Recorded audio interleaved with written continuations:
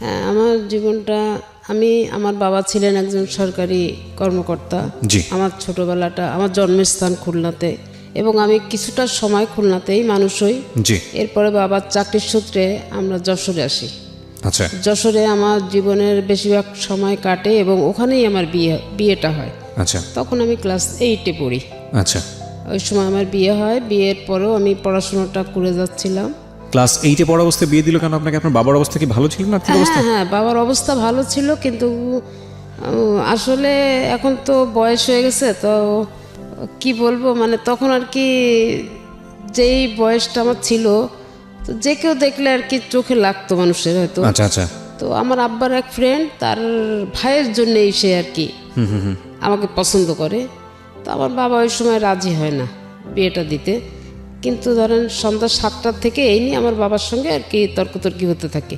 আচ্ছা যে এতটুকু মেয়ে আমি বিয়ে দিব না, আমার ফ্যামিলি থেকে এটা খারাপ চোখে দেখবে, বা আমার মেয়ে আমাকেও খারাপ বলবে, আমার মেয়েটাকেও খারাপ বলবে। আচ্ছা। তো এইভাবে আর কি করতে করতে অনেক, মানে রাত তখন ভোর 4টা বাজে, এই অবস্থায় চলতেছে। জি। তো এক পর্যায়ে আমার বাবার কোনো মতামত আর তারা অপেক্ষা করলো না, যে আমার ভাসুর হন এখন, জি। সে আর কি আমার কোনো মতামতে, মানে আমার বাবার কোনো মতামতের বা আমার আম্মার কোনো মতামতের মূল্যায়ন না করে সে নিজে গার্জেন হয়ে তার ভাইয়ের সাথে আমাকে বিয়ে দিলেন। কে দিল এটা? আমার ভাসুর। ভাসুর? মানে এটা তো কিভাবে সম্ভব? কারণ আপনার বাবা মা যদি রাজি না থাকেন তাহলে? না, এখন আমার বাবা দেখতেছে যে আমি এদেরকে ঘর থেকে বেরও করতে পারছি না, আবার এদেরকে হ্যাঁ বলতে পারছি না, না বলতেছি শুনতেছে না, আমি এখন কি করব? মানে সে তো একা। আচ্ছা। হ্যাঁ, সে তো একা, সে তো কোনো কিছুই আর কি এটা মানে ডিসিশনও নিতে পারছে না, সময় চাচ্ছে সময়ও দিচ্ছে না। আচ্ছা। তো যাই হোক, একরকম জোরের পরে আর কি বিয়েটা হয়। হ্যাঁ, ওকে। কিন্তু আমার এই ভাসুর যখন আমাকে, তখন আমি তাকে কাকা বলে ডাকতাম। আমাদের ফ্যামিলিতে সবাই তাকে বাবার বন্ধু হিসাবে আমরা তাকে শ্রদ্ধা করি। আর তার যে ভাইয়ের সঙ্গে আমার বিয়ে হয়েছিল, তাকে আমি কোনোদিনই দেখি নাই। আমাদের ফ্যামিলির কেউ তাকে কখনো দেখেনি। আচ্ছা। যাই হোক, বিয়েটা ওইভাবে হয়ে গেল। সে তখন খুলনাতে চাকরি করে। তো বিয়ে হয়ে যাওয়ার পরে সে আর কি খুলনাতে, আবার তখন ছুটি ছিল আপনার রবিবার থাকতো সাপ্তাহিক ছুটি। আচ্ছা। তো আমার বিয়েটা হলো রবিবারের দিনই, বিয়েটা হওয়ার পরে সোমবারের দিন সকালবেলায় সে আর কি খুলনাতে তার কর্মস্থলে চলে যায়। জি। এরপরে আর কি আমাদের সঙ্গে, তখন তো আর ফোন টোনের কোনো ব্যবস্থা ছিল না, তখন ওই চিঠিপত্রের মাধ্যমে যোগাযোগ। তো এইভাবে আর কি প্রায় 3 মাস পার হয়ে গেল। আমার বাবা আমাকে শ্বশুরবাড়িতে কিন্তু পাঠায়নি। জি। তো একটা সময় আমার শাশুড়ি খুব আফসোস করতে থাকে, আমার শ্বশুর ছিলেন না। শাশুড়ির অনেক আফসোসের পরে আমার বাবা আর কি আমাকে শ্বশুরবাড়িতে পাঠায় আচ্ছা। শাশুড়িকে দেখার জন্যে। ওকে। তা আমি ওখানে যে 3-4 দিন থাকি, থাকার পরে আমি চলে আসি। আসার পরে আমার আব্বা বললেন যে আমার মেয়ের ম্যাট্রিক পাসটা না করা পর্যন্ত আমি কিন্তু দিব না মেয়েকে। আচ্ছা। এখন তোমরা ইচ্ছা করলে রাখতে পারো, না পারলে না রাখতে পারো। তো যাই হোক, আমি ওইভাবে আর কি বাবার বাড়িতে পড়াশুনো থাকি এবং পড়াশুনো করি। একটা পর্যায়ে বিয়ের 1 বছর যখন হয়ে গেল, তখন আমার হাজব্যান্ড বলল কি, যাবা, ও তো এখানে পড়াশুনো করে, আমি ওখানে মেসে থাকি, আমার কষ্ট হয়, তো আমি ওখানে একটা বাসা নিয়ে থাকি। আচ্ছা। আর পড়াশুনো আমি ওকে করাবো, আপনার যখন ইচ্ছা, আর ওরও যদি আগ্রহ থাকে তাহলে অবশ্যই আমি ওকে লেখাপড়াটা করাবো। এটা আপনার হাজবেন্ড বললো? এটা আমার হাজব্যান্ড বলল। কি নাম ছিল ওনার, ভদ্রলোকের? আমার হাজব্যান্ডের নাম ছিল রবিউল ইসলাম। আচ্ছা। ওকে। তো সেইভাবে আর কি সে আমি বাসা নিল, বাসা নিয়ে আমাকে নিয়ে আসলো। নিয়ে আসার পরে আমি পড়াশুনো করতে থাকি। পরীক্ষার টাইমে আমি গিয়ে পরীক্ষাটা দিতাম খালি। জি। তো এই অবস্থায় চলতে থাকি। তখন আর কি আমি যখন ক্লাস 9 থেকে 10-এ উঠবো, 3-4 মাস আগে, তখন আমি কনসেপ্ট করি। ওকে। তো ওই অবস্থায় আর কি আমি খুব অসুস্থ থাকি। তো এই আমার তখন ট্রিটমেন্টও চলে, পড়াশোনারও একটু সমস্যা হয়। লাস্টে প্রায় 5-6 মাস পর্যন্ত আমি প্রচণ্ড কষ্ট, মানে বলতে কি, আমি 6টা মাস শুধু স্যালাইনের উপরে ছিলাম। জি। খুবই কষ্ট করছে আর কি। তো যাই হোক, ওইভাবেই ক্লাস 10-এ উঠলাম। ফাইনাল পরীক্ষা দিয়ে ক্লাস 10-এ উঠলাম। ওঠার পরে টেস্ট সব পরীক্ষা দিলাম। এরপরে আমার বাচ্চা যখন হলো, তারপরে আমি পরীক্ষাটা দিলাম। তখন বাচ্চার বয়স আমার 2-2.5 মাস হবে, ছোট বাচ্চা। তো আমাদের সময় আবার 2 শিফটে পরীক্ষা হতো, বাংলা ইংলিশটা 2 শিফটে পরীক্ষা হতো। ছেলে হলো না মেয়ে হলো? ছেলে। ওকে। 2 শিফটে পরীক্ষা। তো আমি যখন ফার্স্ট আওয়ারে পরীক্ষা দিতাম, সেকেন্ড আওয়ারে 1 ঘন্টা টিফিন আওয়ার থাকতো ওই সময়। বাচ্চাটাকে নিয়ে আমার দেবর আর আমার বোন আমার কাছে নিয়ে যেত বাচ্চাটাকে। ও তখন বুকের দুধ খেত, আমি ওকে মানে বিষয়টা হচ্ছে সকালবেলা পরীক্ষা আর বিকেলবেলা পরীক্ষা, এর মাঝখানের সময়টা থেকে আপনি ব্রেস্ট ফিড করাতেন বাবুটাকে? হ্যাঁ ব্রেস্ট ফিড করাতাম। করানোর পরে তারপর ওকে খাইয়ে দিয়ে তারপরে আমি নিজে একটু টিফিন খেয়ে আবার সেকেন্ড হাফের পরীক্ষা দিতে বসি। এসএসসি ফাইনাল পরীক্ষা? জি। তো যাই হোক, এইভাবে পড়াশোনার পরে আমি যখন ওই পরীক্ষা আমার যেদিনকে শুরু হলো সেদিনকেই আমার হাজব্যান্ড খুলনাতে বাড়িতে জায়গা কেনা ছিল, বাড়িতে কাজে হাত দিল। খুলনাতে? খুলনার কোথায় এটা? সোনাডাঙ্গা মেইন রোড, আচ্ছা, নিউ মার্কেটের কাছে। ওকে। তো বাড়িতে কাজে হাত দিল, আমি পরীক্ষা দিয়ে আমার ফাইনাল ম্যাট্রিক পরীক্ষা শেষ হওয়ার পরে আমি একবারে যে বাড়িতে উঠলাম। আচ্ছা। এবং বাচ্চাটা আমার ছোটবেলার থেকে ওখানেই মানুষ, ওকে। ওখানে পড়াশোনা। বাড়িতে মানে কি নিজ বাড়িতে? নিজের বাড়িতে। আচ্ছা, তো কত সালে আপনাদের এই বাড়িটা হলো আনুমানিক? আমার বাড়িটা হলো তখন হচ্ছে আপনার ইনকমপ্লিট অবস্থায় আমি উঠছি, কিন্তু এটা কমপ্লিট করতে 87 সাল ওকে, লাগছে। ঠিক আছে, বলেন তারপর। তারপরে যাই হোক, আমি ওইভাবে পড়াশোনা করতেছি। আমি কোনো পড়াশোনা যখন করে আমি বাড়িতে উঠলাম, ছেলেটাকে নিয়ে আমারও অনেক কষ্ট হয়ে যাচ্ছে। তো আমার হাজব্যান্ড কাজের লোক রেখে দিল, সব কিছু আমার সাংসারিক দিক থেকে আমি কোনো কষ্ট আমাকে করতে দেয়নি। তো ছেলেটা যখন একটু 3.5 বছর বয়স হলো তখন আমি ওকে, আমার পাশে একটা স্কুল আছে মিশনারি স্কুল, আমি ওখানে ওকে ভর্তি করলাম। আচ্ছা। তো ওখানে ভর্তি করে ওকে দিয়ে আসতাম নিয়ে আসতাম। তো এইভাবে একটা পর্যায়ে ও যখন ক্লাস 2-তে উঠলো তখন ওখানে ক্লাস 2 ফাইনাল পরীক্ষা হয়ে গেল। ক্লাস 3-তে আমি ওকে খুলনা জেলা স্কুলে ভর্তি করি। টেস্ট দেওয়া হলো, টেস্টে অ্যালাউ হলো, তারপরে আমি ওকে ওখানে ভর্তি করি। আমাদের জীবনটা খুব ভালোই কাটতেছিল আমার হাজব্যান্ডকে নিয়ে। আমার তো অনেক সুখের একটা জীবন ছিল, যেটা আমি আসলে ভাষায় বলতে পারবো না। মানে আমার গায়ে একটু মানে কোনো রকম মানে একটু ব্যথা লাগলে মনে হতো যে তার জন্য কলিজাটা ছিঁড়ে গেল। খুব ভালোবাসতো আপনাকে? আমাকে প্রচণ্ড ভালোবাসতো। তা ছেলে নিয়ে কষ্ট করতাম দেখে সে আমাকে 2টা কাজের লোক রেখে দিছে, একটা রান্না করার জন্য, একটা ঘরের কাজ করার জন্য। আর আমার একটা সিকিউরিটি গার্ড ছিল, তার ডিউটি ছিল আমার বাচ্চাটাকে বিকালে বিকালে একটু ঘুরতে নিয়ে যাবে। নিউ মার্কেটের সাইডে, তো নিউ মার্কেটের আশেপাশে ঘুরতে নিয়ে যাবে। তো এইভাবেই আর কি বাচ্চাটাকে মানুষ করলাম, বড় করলাম। আমার লাইফের সব কিছুই এখন ও হয়ে গেল, আমার তো আর কিছু নাই। আর একটা জিনিস ছিল কি, আমার হাজব্যান্ডের একটা জিনিস, আমি ঘরে বসে থাকাটা সেও খুব পছন্দ করতো না। আচ্ছা। মানে আমি একটু বাইরে, সে কোথাও গেলেই বলে কি, চলো না আমার সাথে ঘুরে এসো, চলো, ঘরে বসে বসে কি করবা, ঘরে বসে থাকলে চিন্তা করবা, এটা করবা এটা করবা। আর ছেলে নিচে খেলা করতেছে, আচ্ছা করুক না, সিকিউরিটি আছে তো দেখতেছে। জি। তো এইভাবে আর কি আমাদের লাইফটা খুব ভালো, খুব সুন্দরভাবে আমাদের একটা জীবন কাটতেছিল। তা এর ভিতরে আমার হাজব্যান্ডের কিছু এদিক ওদিক ট্রান্সফার হলো, যেমন বরিশালে হলো, যশোরে হলো। আমার বাবা কিন্তু ওই সময় যশোরেই আছেন আর কি। যাই হোক, ছেলে এইভাবে তো চলতেছে। আমি খুলনাতে থাকি, পরে উনি ট্রান্সফার নিয়ে ঢাকাতে চলে আসলেন 96 সালে। জি। তো ঢাকাতে উনি যখন চলে আসলেন তখন আমি খুলনাতে থাকি। ছেলে তখন আমার এসএসসি পরীক্ষা দিল। আচ্ছা। এবং যশোর বোর্ডের ভিতরে সে 72 জন স্ট্যান্ড করছে, তার ভিতরে সে একজন।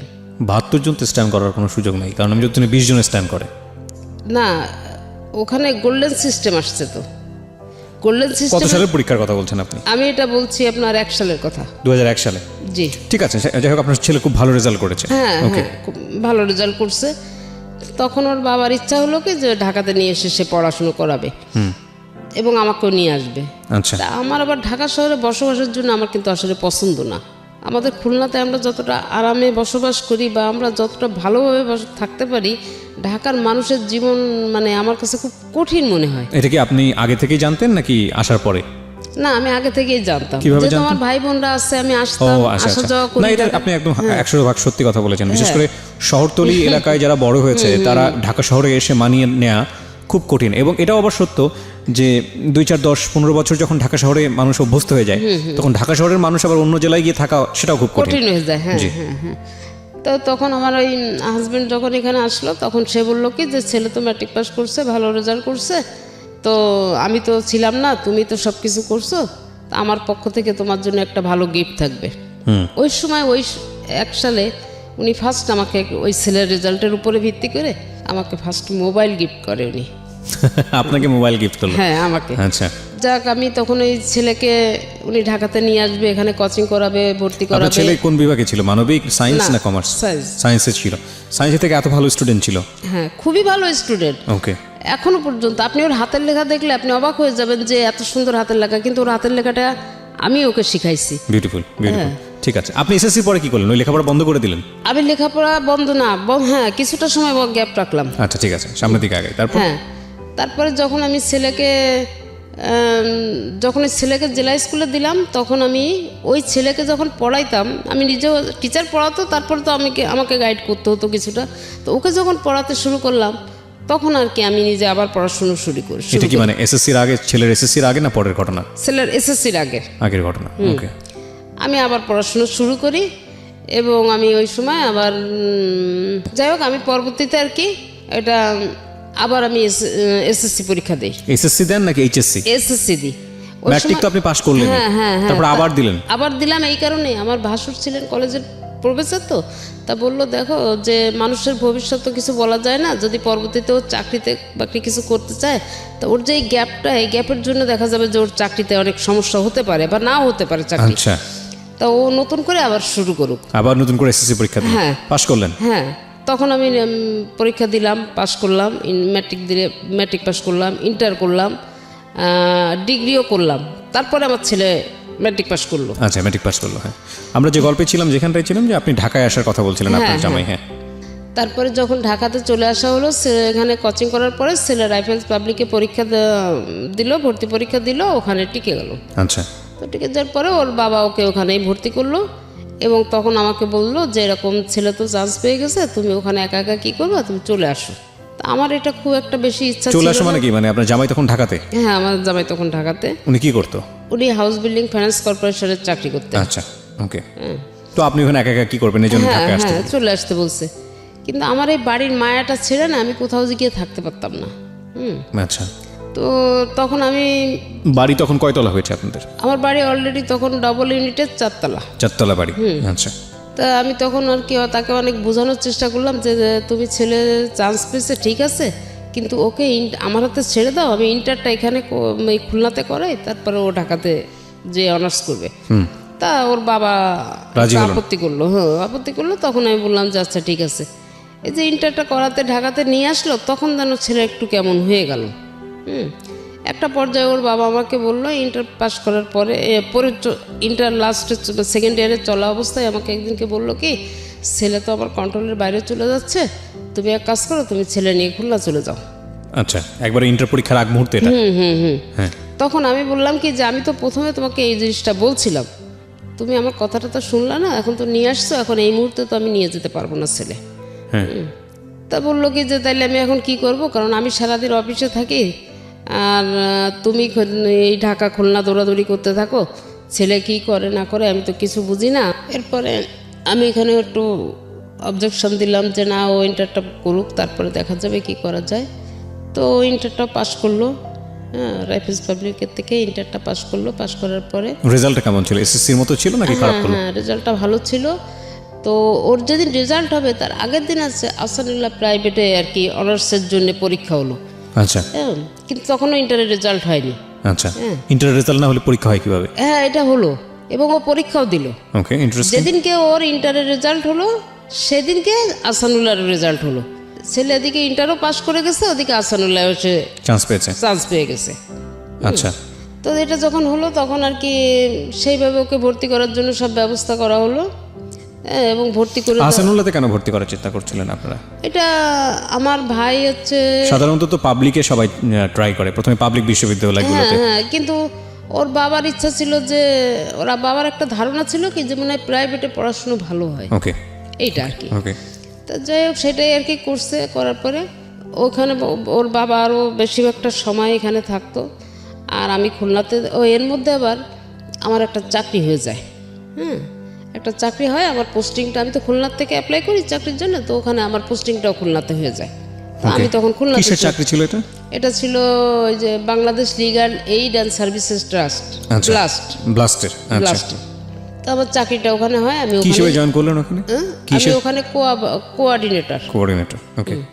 তা আমি ওখানে আর কি জয়েন করি আর বাবা ছেলে ঢাকাতেই থাকে। আমার ওখানে চাকরির বয়স যখন আমার 1 বছর হলো, তখন আর কি আমি প্রতি মাসের 7 বা 8 তারিখে আমি ওই খুলনা থেকে আমার রিপোর্ট নিয়ে আমার হেড অফিসে আসতে হতো। আচ্ছা, তো আমি সেইভাবে আসবো।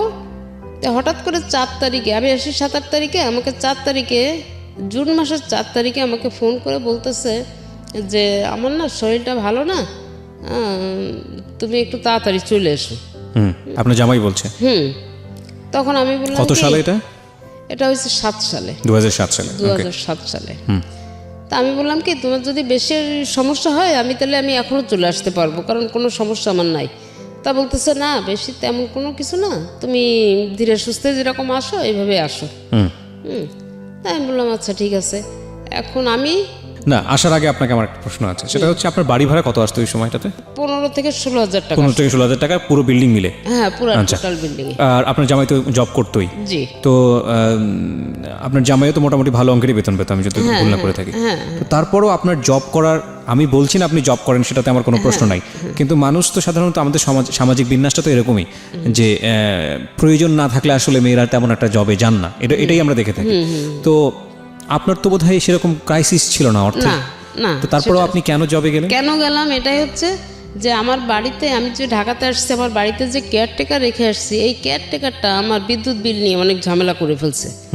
তো ঝামেলা করে ফেলার পরে একটা পর্যায়ে আমরা দুজনে বসে আলাপ করলাম কি, যে এরকম অবস্থা হলে তো এরকম বিদ্যুৎ নিয়ে ঝামেলা করলে তো প্রায় বিদ্যুৎ অফিস থেকে এসে লাইন টাইন কেটে দেওয়া, ভাড়াটেদের সমস্যা, আর এই খুলনা থেকে আমি, এই ঢাকা থেকে আমি যে এইভাবে তো সমস্যার সমাধান করা ঠিক মানে সম্ভব হয় না, এটা খুবই কঠিন একটা ব্যাপার।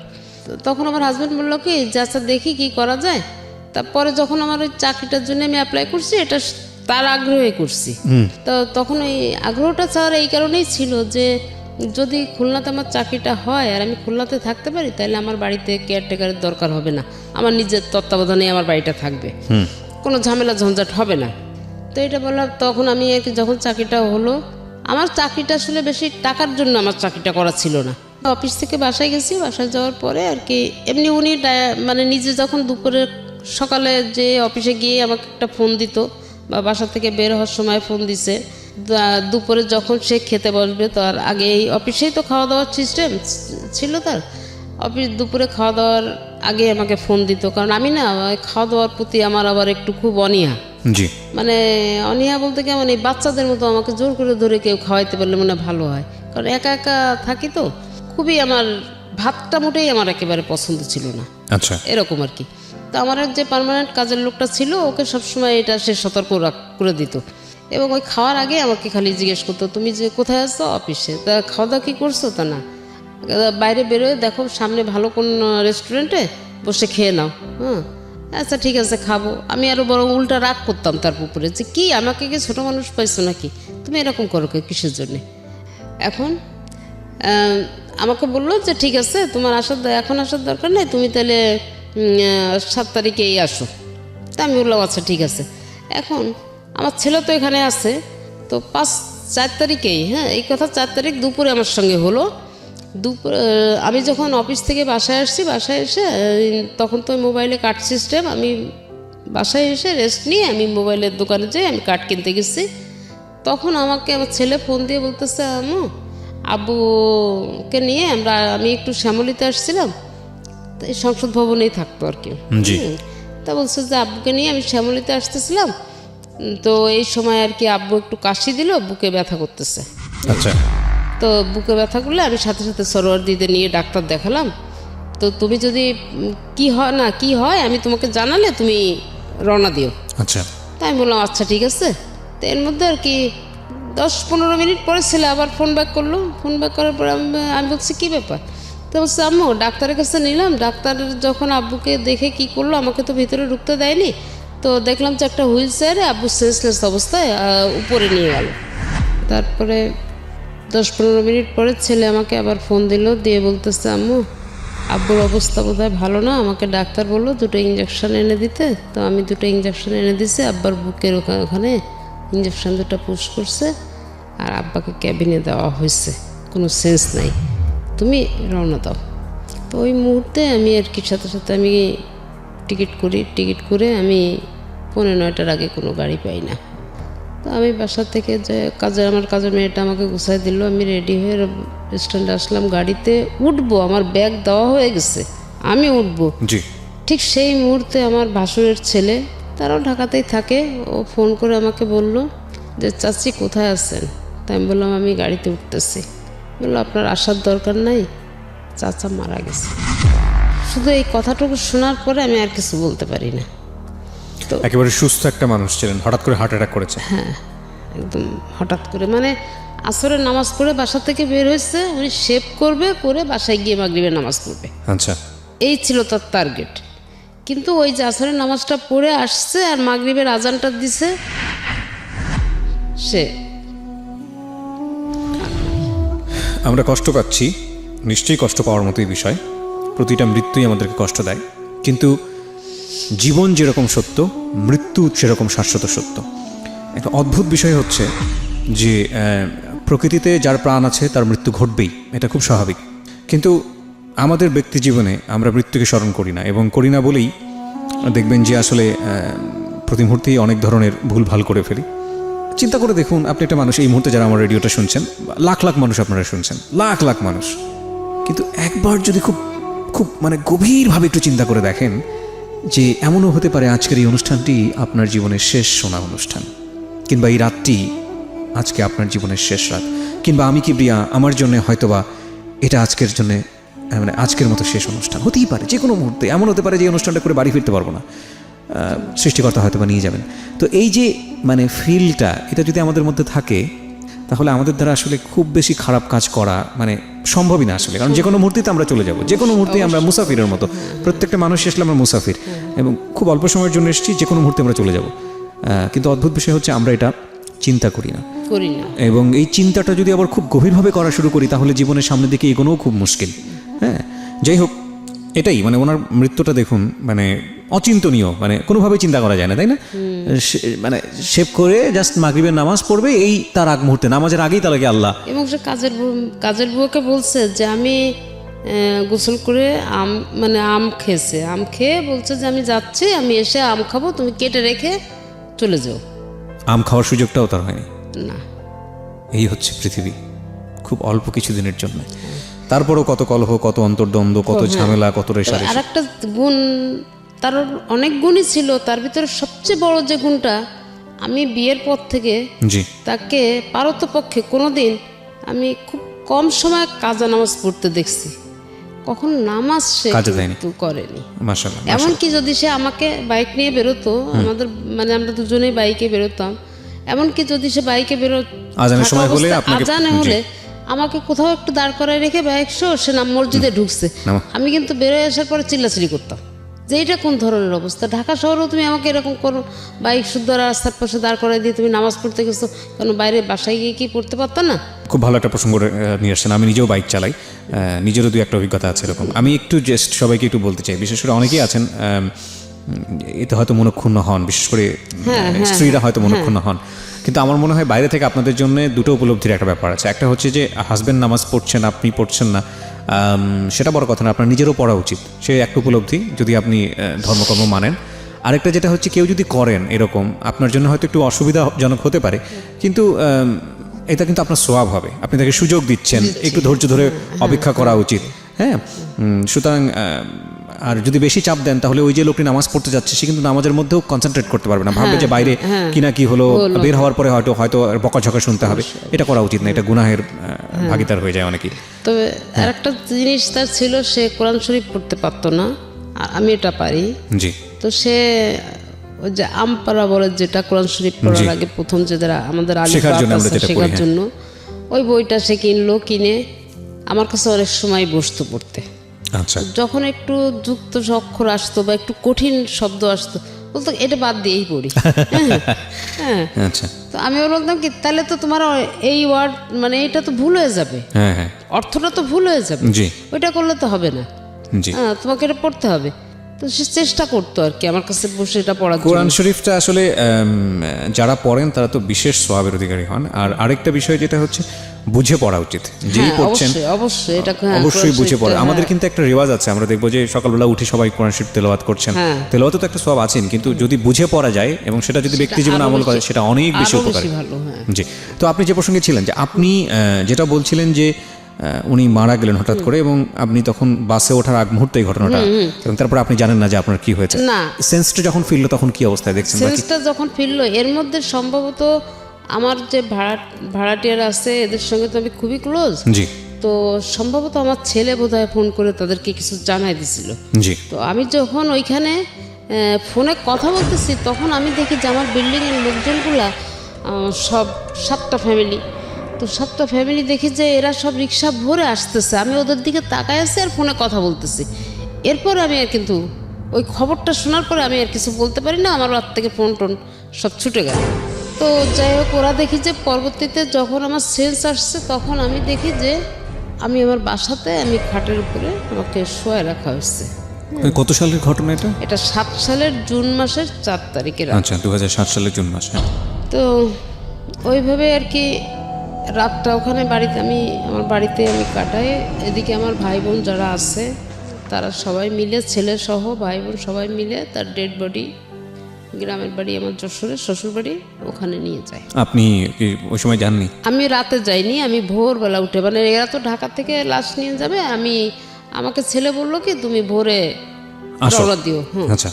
আর ওর ফ্রেন্ডদেরকে বলে রাখছে যে এরকম তোরা মাইক্রো ভাড়া করে আম্মুকে গাড়িতে উঠাই দিস, আর সাথে কে কে আসতে চায় তাদেরকে দিয়ে মোটামুটি গাড়িটা রওনা করে দিস, আমি এখান থেকে আম্মুকে নামাই নিব। জি। তো সেইভাবে আমরা। আপনার ছেলে তখন কিসে পড়ছে? হাসানুল্লাহতে? হ্যাঁ হ্যাঁ। আচ্ছা। তো তখন আর কি আমি চলে আমার মা, আম্মা, আমি এবং আমার ওখানে আশেপাশে আরও এক অফিস কলিগ 5 জন আছে, তারা ভাড়াটিয়া সবাই মিলে মোটামুটি 2টা মাইক্রো নিয়ে আমরা বাড়িতে আসি, যশোরে আসি। জি। আসার পরে আমি যখন বাড়িতে আসি ওই গাড়িতেই আমি সেন্সলেস হয়ে যাই আর কি। যখন আমাদের বাড়ির রোডটা ঢুকে না তখনই আমি সেন্সলেস। তো ওই অবস্থায় আমাকে বাড়িতে ঢুকানোর পরে কিভাবে কি করছে না করছে আমি জানি না। তো যখন আমার সেন্স আসলো আমাকে ধরে নিয়ে আমাদের উঠানের ভিতরে নিয়ে গেল, দেখলাম আমার হাজবেন্ডকে তখন গোসল করাচ্ছে। আমাকে পাশে একটা চেয়ার দিল, আমি বসলাম, তাকে গোসল করাচ্ছে, কিন্তু আমি কোনো কথা বলতে পারছিলাম না। তো গোসল করানোর হয়ে গেল, কাপড় টাপড় আমার সামনেই কাপড় টাপড় পরালো, সব কিছুই করলো। এরপরে তাকে যখন তার লাশটা নিয়ে ওখান থেকে সরাই নিল, নিয়ে মসজিদের কাছে রাখলো, আমাদের পারিবারিক মসজিদ, পারিবারিক গুরুস্থান। তো মসজিদের কাছে যখন রাখছে তখন প্রচণ্ড একটা ঝড় আসলো, কোনো বৃষ্টি না, এত পরিমাণ একটা বাতাস আসলো যে কেমন যেন তোলপাড় হয়ে গেল, মানে 2-5 মিনিটের ভিতরে। তখন এই খাটিয়াটাকে মসজিদের ভিতরে নিয়ে রাখছে। তারপরে যখন ঝড়টা কমলো তখন তাকে বাইরে নিয়ে আসা হলো জানাজার জন্যে। তা আমাকে নাকি ওখানে নিয়ে গেছিলো তাকে দেখানোর জন্যে, কিন্তু আমি দেখতে পারি নাই, মানে আমার সেন্স ছিল না। বুঝতে পেরেছি, মানে হ্যাঁ, আমি দেখতে পারি নাই। তো ওই অবস্থায় আমাকে ওখানে একটু রাখলো, কিছুক্ষণ পরে আমাকে আবার ঘরে নিয়ে আসা হলো, পরে জানাজা হলো, মাটি হলো, সব কিছুই হয়ে গেল।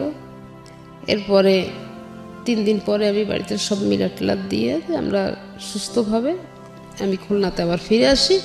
যেদিন আমি খুলনাতে ফিরে আসি ওই দিনকে রাতে ফিরে আসার ব্রেন স্ট্রোক না, মাইন্ড স্ট্রোক করে। আচ্ছা, মাইল্ড স্ট্রোক, যেটাই হোক না কেন ব্রেন ছিল। হ্যাঁ, স্ট্রোক করে। তো রাত 12টার পরে ঘটনা ঘটে। তো আমার একটা ভাড়াটিয়া ছিল অল্প বয়সী, তো ছেলেটা ও আবার আমাদের ওখানের একটা ক্লিনিকের চাকরি করে। জি।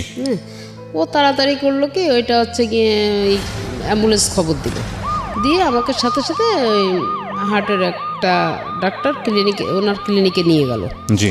নিয়ে ওখানে 2 দিন রাখা হলো। রাখার পরে আমি যখন একটু সুস্থ হয়ে কথা বলতে পারছি তখন খালি একটা কথাই বললাম যে আমাকে বাসায় নিয়ে চলো, আমি এখানে থাকবো না, আমাকে বাসায় নিয়ে চলো। মানে আমি বাসায় আসার জন্য খুব অস্থির। জি। তখন আমাকে বাসায় নিয়ে আসলো।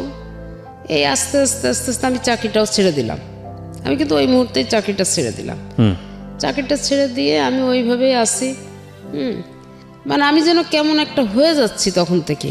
আচ্ছা, আমার ভিতরে আস্তে আস্তে পরিবর্তনটা আসতে শুরু করে, এবং পরিবর্তনটা আস্তে আস্তে তখন আমি দেখি কি যে আমার ছেলেটাও যেন কেমন হয়ে যাচ্ছে। তখন চিন্তা করলাম যে আমি তো গেলাম, ছেলেটাও নষ্ট হয়ে যাচ্ছে, নষ্ট হয়ে যাবে। এইভাবে ঘরের ভিতরে সারাদিন দরজা আটকায় দিয়ে যে খাওয়া নেই দাওয়া নেই পড়ে আসছে খুলনাতেই। তা আমার আম্মাকে বললাম যে মা তুমি আসো আমার কাছে, নাহলে তো আমি পাচ্ছি না। তা আম্মা আমার কাছে অনেক দিন ছিল আর কি।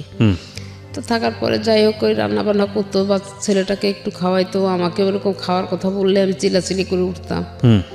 তো এইভাবে আর কি আমাদের মোটামুটি যাচ্ছে। তখন আর কি ওই যে আমার 3 তলা ভাড়াটে আছে, জি, এই হচ্ছে ওই 3 তলাতে থাকে। তখন আর কি ওই ছেলের ওই অবস্থা দেখে আমাকে একদিনকে বলতেছে, আচ্ছা ছেলেটা এই অবস্থায়, ছেলেটার তো আসলে পাগল টাগল হয়ে যাবে, তা ওকে একটা কাজ কামে তো দিতে পারতেন। তাই আমি বললাম ভাই আমার এখন ওই ধরনের মন মানসিকতা নাই যে আমি ওকে কাজে দিব, এখন আমি নিজেই চলতে পারছি না, তো আর একটু সুস্থ হই তারপরে দেখি চিন্তা ভাবনা করবো। আচ্ছা, তখন ওই মুহূর্তে উনি বলতেছে আমার অফিসের ম্যানেজারটা চলে গেছে, তা আমার অফিসে কেউ একটু কাজ করবে। তাই আমি বললাম যে ঠিক আছে আপনি ওর সাথে একটু কথা বলেন। তখন আর কি ওকে ডাক দিলাম, ও আসার পরে ওর সঙ্গে কথা বললো। তো ও বললো ঠিক আছে কাকু, আমি আপনার অফিসের যে কয়দিনের সমস্যা আমি করে দেই। না কিন্তু ওর তো লেখাপড়া করার কথা তখন, কিন্তু ও লেখাপড়া ছেড়ে দিল, বাবার মৃত্যুর পর লেখাপড়া ছেড়ে দিল। এটা তো একবারেই মানে আমার কাছে বেমানান ঠেকছে। এত ভালো স্টুডেন্ট হঠাৎ করে লেখাপড়া কেন ছেড়ে দেবে? তখন আমি ওই তো এই যে কাজের ভিতরে তখন আমি ওকে বুঝাতে লাগলাম যে তুমি না আর যাই করো তুমি লেখাপড়াটা করো। তো অনেক ওই গ্যাপ দিল, মানে একটু গ্যাপ গেল, গ্যাপ যাওয়ার পরে অনেক বুঝাতে বুঝাতে তখন ও আবার আমাকে উল্টা বুঝাতে লাগলো। কি বুঝাতো? সবাই দেখে দিয়ে সব কিছু হয় না। হ্যাঁ, আমার পড়াশুনো করতে এখন আর ভালো লাগে না, একটা সময় ভালো লাগছে, এখন ভালো লাগে না, তুমি কেন আমাকে জোর করো? হ্যাঁ, আচ্ছা দেখি দেখবো, তুমি বলতেছো যখন আমি চিন্তা করে দেখবোই করবো। পরে যাই হোক এইভাবে আর কি মোটামুটি ওরা কষ্ট করে আমি অনেক চাপের মুখে রেখে ভালোবেসে বুকে ঝুঁকে আদর যত্ন যাই করার পুরে টুরে মোটামুটি অনার্সটা করাই দিলাম। ওকে, অনার্সটা করলাম, করার পরে এখন ওই অফিসে কাজে গেল না, ওখান থেকে আর কি কাজকাম করতো, কি টাকা পয়সা পাইতো না পাইতো এটা কখনো আমার কাছে বলতো না, দিত না। আর আমি এটা জিজ্ঞাসা করলে বলতো কি যে জাস্ট ম্যানেজার নাই, আমি একটু কাজ করে দিচ্ছি, সে কিছু দিলে দিল না দিলে না দিল, আম্মু এটা নিয়ে তোমার কোনো টেনশন করার দরকার নেই। ওকে, তাই বললাম আচ্ছা ঠিক আছে। তো কাজ করতে করতে একটা পর্যায়ে সে ছেলেকে কি দিয়ে কি পরামর্শ করলো আমি জানি না, তখন হচ্ছে যে আপনার 9 সালের লাস্টের দিকে। ওকে, তখন আর কি ছেলেকে কি দিয়ে কি পরামর্শ দিল, তখন ছেলে আমাকে বলতে লাগলো যে আমি বাড়িটা ভাগ করে নিব। তাই আমি বললাম কি বাবা আমার তো আর কেউ নাই, তুই ছাড়া তো আমার আর কেউ নাই, এখন যদি আমি মারা যাই তা বাড়িটা তো তোরই, এটা আবার ভাগ করার কি হয়েছে? তা বললো যে না আমার অংশ আমি ভাগ করে নিব। তাই আমি বললাম যে বোঝানোর পরে অনেক কিছুই বুঝালাম, কিন্তু কোনো কথাই সে শুনতে চায় না। তো লাস্টে যখন আমাকে কোনো রকম কিছু করতে পারলো না, তখন আমার ওয়ার্ড কমিশনারের কাছে গেল। আচ্ছা, ওয়ার্ড কমিশনারকে গিয়ে বললো, তখন ওয়ার্ড কমিশনার আমাকে ডাকলো, ডেকে আমাকে বলতেছে আপা এ ছেলে তো এরকম উল্টাপাল্টা কথাবার্তা বলতেছে, এটা আমি কি করব? তাই আমি বললাম কি আচ্ছা ভাই এসব ঝামেলা না করে দেখেন যদি মিউচুয়াল করতে পারেন ভালো, না পারলে আপনি ও যেটা বলতেছো সেটা করে দেন, আমার তো মন মানসিকতা এখন ভালো না, আমি এটার বিষয়ে আর কোনো কথা বলতে চাই না। তখন ওই আমার ছেলে এরা সবাই একসাথে হয়ে কমিশনারের কাছে গেল। আর এই হলো গিয়ে কমিশনারের খালাতো ভাই, কিন্তু এদের সঙ্গে রিলেশন খুবই খারাপ, রক্তের সম্পর্ক, কিন্তু এদের সঙ্গে রিলেশনটা ভালো না। তো এরা আবার ঠিক করলো কি যে দোতলাতে আমরা তো থাকি, ছেলে থাকে এক ফ্ল্যাটে, আমি থাকি আর এক ফ্ল্যাটে, জি, মানে পুরাটাই আমাদের, দোতলা পুরাটাই আমাদের, কিন্তু ওইটাকে এখন ওই দোতলাটা বাদ দিলে নিচতলার 2টা ফ্ল্যাট হচ্ছে আমাকে দিল, আর 3 তলার 2টা ফ্ল্যাট, 4 তলার 2টা ফ্ল্যাট দিল হচ্ছে ছেলেকে, জি, ছেলের চলাফেরা খাওয়া দাওয়ার জন্য, আর আমাকে দিল আমার খাওয়া দাওয়ার জন্য, আমাকে 2টা ফ্ল্যাট দেওয়া হলো। ওকে, তো আমি সেইভাবে আছি, কোনো কিছু না, কোনো ঝামেলা ঝঞ্ঝাট আর করতেছি না, চুপচাপ আছি। তো একটা পর্যায়ে আর কি ছেলে একটা ডিট করলো আপনার সঙ্গে? আমার সঙ্গে না, আমার ভাড়াটাদের সঙ্গে ডিট করতে গেছে, মানে এটা থেকে আর কি এগুলা করাচ্ছে। বলছে কি যে তোর মা বিয়ে শাদী করবে, চলে যাবে, তারপরে সেই লোক নিয়ে এসেই বাড়ি দখল দেবে, তোর কপালে মানে অনেক ভোগ আছে, তুই এইটা একটা ডিলিট করে রাখ, পরবর্তীতে যাতে তুই না বিপদে পড়িস। দেখেন আমরা ভাড়া নিচ্ছি তো ভাইয়া, আমরা তো ভাড়া নিলাম আন্টির কাছ থেকে, আপনাকে কেন টাকা দিব? তো যদি আপনাকে টাকা দিতে হয় তাহলে আপনি আন্টিকে একটু ডেকে নিয়ে আসেন, ওকে উনি বললে আমরা আপনাকে দিব। ওকে। তো এইভাবে আর কি আমি ওখানে গেলাম। যাওয়ার পরে শোনার পরে আমি বললাম কি আচ্ছা ঠিক আছে তোমরা চুপ করো, দেখি আমি ওর সঙ্গে কথা বলে দেখি কি হয়েছে। তো আমি একটা পর্যায়ে ও যখন ঘরে আসে সেই সময় আমি কাছে আমি যে বলতেছি কি আচ্ছা ভাই কি হয়েছে, কি উল্টাপাল্টা করতেছে কেন? আপনারা তো কমিশনারের মাধ্যম দিয়ে সব কিছু সেটেল করে নিয়ে আসছে, ওকে। তো এখন এটা নিয়ে আবার কেন ঝামেলা করতেছে? তা বলতেছে কি যে এখন সেটা কি করে বলবো, এখন সে পুরা তার বাড়ির তো বেশি অংশ তার হিসাবে তো আপনি একটা ফ্ল্যাট পান, 7টা ফ্ল্যাট তো তার। তা আপনি এখন যদি সেটা জোর করে রাখতে চান, ধরতে চান, তাহলে তো আপনার এটা ঝামেলা হবেই। তাই আমি বললাম এইটা তো বিষয় না, বিষয়টা হচ্ছে আপনারা কমিশনারকে দিয়ে করাইছেন বিচারটা, আমি কিন্তু করি নাই। জি। তো এখন আপনারা কেন সেটা নিয়ে ঝামেলা করছেন? তো এক পর্যায়ে ওনার কাছ থেকে শোনার পরে ওনার কথাবার্তার ভাবভঙ্গি আমার কাছে ভালো লাগেনি। না লাগাতে আমি এসে ছেলের ঘরে ঢুকলাম। ঢুকে আমি ছেলেকে বললাম যে আচ্ছা তোর কি সমস্যা বলতো আমাকে, তোর যদি কোনো সমস্যা থাকে সেটা তুই আমার সাথে বল, কিন্তু কেন তুই ভাড়াটাদের কাছে গিয়ে এ সমস্ত বলে নিজেকে ছোট করতেছিস? জি। তো বলার সাথে সাথে ও আমাকে বলতে আমাকে একদম ডাইরেক্ট একদম এইভাবে ওরকম খাটে বসা, আমি এরকম দাঁড়ানোর সামনে, তো এই কথাটা বলার সাথে সাথে আমাকে বলতেছে কি তুই আমার ঘরে ঢুকছিস কী জন্যে, তুই আমার ঘর থেকে বের হ। তাই আমি বললাম কি হ্যাঁ আমি তোর ঘরে থাকতে আসিনি, আমি তোর ঘর থেকে বের হব, কিন্তু আমার প্রশ্নটার উত্তর দিয়ে দে, আমি চলে যাচ্ছি। তা বলতেছে আমি যদি তোর প্রশ্নের উত্তর না দিই তুই আমার কী করবি? তাই আমি বললাম এইটা কোন ধরনের কথা, তোকে লেখাপড়া শিখাইছি, তোকে শিক্ষিত করছি, তোর মুখ থেকে এরকম ভাষা তো আমি কখনো আশা করি নাই। তুই জন্মের পর থেকে তোর সোনার চামচ মুখে নিয়ে তুই জন্ম নিচ্ছিস এক কথা বলতে গেলে, আজকে তুই কী ধরনের ভাষা ব্যবহার করতেছিস হ্যাঁ আমার সাথে? তো এই কথা বলার সাথে বলতেছে কি তোর কাছে কি আমাকে কৈফিয়ত দিতে হবে নাকি? তো বলে আমাকে গলাটা ধরে একটা ধাক্কা দিয়ে একটা ঘরের ভিতরে ওই ফার্নিচারের ফাঁকা একটা চিপার মতন ওইটার ভিতরে ফেলে দিছে। ও কি বলেন? মানে এই ফার্স্ট আমার গায়ে হাত দিল, আমার গলাটা ধরে একটা এইভাবে ধাক্কা দিল, আর আমি একটা চিপার মধ্যে ঢুকে গেলাম। মানে যেখানে একটা ড্রেসিং টেবিল, একটা রিডিং টেবিল, মাঝখানে হ্যাঁ এতটুকু ফাঁকা, এর মধ্যে পড়ে গেলাম। পড়ে যাওয়ার পরে আমি আর উঠতে পারছি না ওখান থেকে। তো যাই হোক অনেক কষ্ট করে আমি খুব করে চেষ্টা করে আমি আর কি উঠলাম ওখান থেকে। ওঠার পরে আমি উঠে ওকে ঠাস করে একটা চড় লাগাই দিলাম। চড় দেওয়ার পরে ও কী করলো, আমার হাতে আমার এই বা হাতটা স্পন্ডালাইসিসের সমস্যা আছে, তো আমার হাতটাকে মোড়ায়ে ধরে আমাকে ফ্লোরে ফেলাই দিল চিৎ করে, একদম পুরা চিৎ করে ফেলে দিয়ে আমার এই 2টা পা এক জায়গায় করে ও একটা পা দিয়ে চেপে ধরছে, আমার পাটা চেপে ধরছে, আর একটা হাত দিয়ে আমার হাত ধরছে আর একটা হাত আমার এই জায়গাটায়। ওহো, মানে আমার জীব অলরেডি বের হয়ে গেছে, মানে আমার মনে হচ্ছে কি এই মুহূর্তে আমি শেষ। এখন আমি যে কোনো রকম নিজেকে ওর কাছ থেকে ছাড়াই নিব, আমি এরকম কোনো সুযোগ পাচ্ছি না। অনেক ধস্তাধস্তি করে মানে অনেক গুতাগুতি করে এক পর্যায়ে আমি একটা, আপনি আশেপাশের লোকজন ছিল না বিল্ডিংয়ে? হ্যাঁ বিল্ডিংয়ে, মানে এই যে চিল্লাচিল্লি হচ্ছে না, আমার বিল্ডিংয়ের সামনে পুরা লোক, কিন্তু নিচে কোলাপসিবল গেটে তালা মারা। আচ্ছা। সিঁড়ির ভিতরে দাঁড়ায় এগুলো দেখতেছে এবং বউ ওকে দেখতেছে, কিন্তু কোনো কথা নেই তাদের। আর বিল্ডিংয়ের লোকজন ওই একটু ডেয়ারিং টাইপের লোক।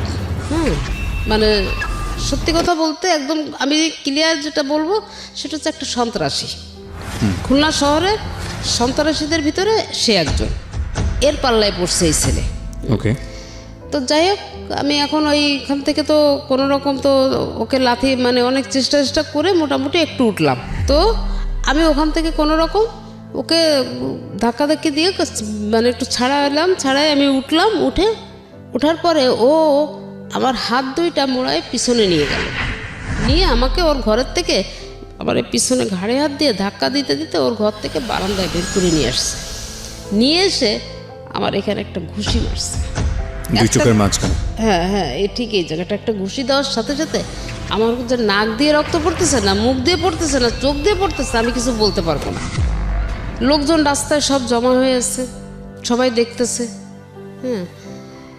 মানে সে দৃশ্য, মানে আমি সেই মুহূর্তে আমার খুব মানে অবস্থা খুবই খারাপ ছিল। কিন্তু আজকে না এসব কথা বলতে আমার চোখে কখনো পানি আসে না, এক্স্যাক্টলি, আমি সেটাই চিন্তা করছিলাম যে আপনার পানি আসে না। আমার চোখে পানি আসছে না। আমি আমি মাফ করবেন, আমি একটু ইন্টারাপ্ট করছি আপনাকে।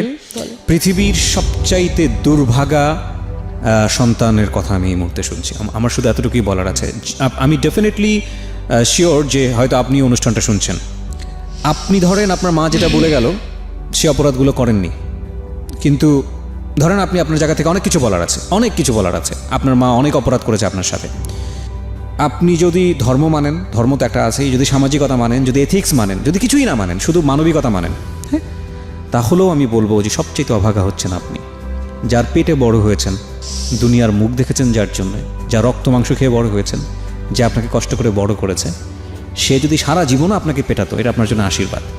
তার গায়ে হাত তুলেছেন মানে হচ্ছে আপনার নাই, আপনার আর কিছু নাই, আপনার না আছে ইহকাল, না আছে পরকাল, আপনি তো ওখানেই শেষ। মানে কত বড় পাপী যে আপনি। আপনার মা এই কথা বলছে এখানে এই অনুষ্ঠানে এসে, লাখ লাখ মানুষ সাক্ষী হয়ে যাচ্ছে আজকের এই অনুষ্ঠানে। আল্লাহ আপনাকে মাফ করুক, আমি জানি না মাফ করবে কিনা, মাফ করা উচিত কিনা। যে মানুষের, আপনি লেখাপড়া করেছেন, আপনি শিক্ষিত একজন মানুষ, এসএসসি ইন্টার পর্যন্ত পড়াশোনা করেছেন, হ্যাঁ, আপনার অনার্সটাও শুনলাম পড়াশোনা করেছেন আপনি। ধরেন আপনার মা অপরাধী, আপনার দিক থেকে ভয়াবহ রকমের অপরাধী, হোক সে অপরাধী, কিন্তু ওই যে একটা কথা আছে না যে এক ধার দুধের দাম শোধ করা যায় না সারা জীবন গায়ের চামড়া করে দিলে। আপনি যা করেছেন সেটা মুখে আনার মতো নয়। এখন থেকে শুরু করে যদি সারা রাত ধরে আপনার এগেনিস্ট আমি বলি এই অনুষ্ঠানে, যদি শেষ না হয় এই অনুষ্ঠান, আমার মনে হয় আমি বলে শেষ করতে পারবো না যে আপনি কত বড় অপরাধ করেছেন, ভয়ানক রকমের অপরাধী। আমি এই উপলব্ধিটা আপনার মৃত্যুর আগে আসা উচিত, অবশ্যই আসা উচিত। এবং আমি জানি না আপনি বাবা কিনা, গল্প সামনের দিকে এগুলো বুঝতে পারবেন যে সন্তানের হাতে যদি কখনো মার খান, এর চাইতে কষ্টকর, এর চেয়ে জাহান্নাম ভালো। মানে এই ভদ্রমহিলার জীবনে কত বড় পাপ করেছিল জানি না, যে কারণে ভদ্রমহিলাকে এরকম একটা টাইম ফেস করতে হয়েছে। আজকের এই অনুষ্ঠান যারা শুনছেন, ওনাদের লাইফে তো ঘটনা একটা ঘটে গেছে, কারো লাইফে যাতে না ঘটে। হ্যাঁ, আমি এরকম অনেক গল্প পেয়েছি। আমি একটা সময় একটা রেডিওতে একটা অনুষ্ঠান করতাম, অনুষ্ঠানের নামটা আমি মেনশন করবো না, সেটা এইখানকার রেডিও অনুষ্ঠানের এথিক্স থেকে যায় না। সেখানে আমি পেয়েছিলাম যে সন্তান হয়ে বাবাকে খুন করেছে। সেটার পিছনে একটা ভয়াবহ রকমের লজিক ছিল। কিশোর অপরাধী ছিল সে, কিশোর অপরাধী। মনে হয় যদি ভুল না করে থাকি সাগর অথবা সম্রাট কিছু একটা নাম হবে। এবং আপনি তার পুরো গল্পটা শুনলে বিশ্বাস করতে পারবেন না যে বাবা কত বড় অপরাধ করতে পারে সন্তানের ক্ষেত্রে। তবুও কি মানা যায়? তবুও কি মানা যায় যে একজন সন্তান হয়ে বাবাকে খুন করতে পারে? কখনোই মানা যায় না। তো ওই অবস্থায় আমাকে দুইটা গেট, তো এই সাইড একটা গেট, এই সাইড একটা গেট, মাঝখানে সিঁড়ির স্পেসটা। তো তখন আর কি ঘুষিটা মারার পরে আমি পড়ে যাই।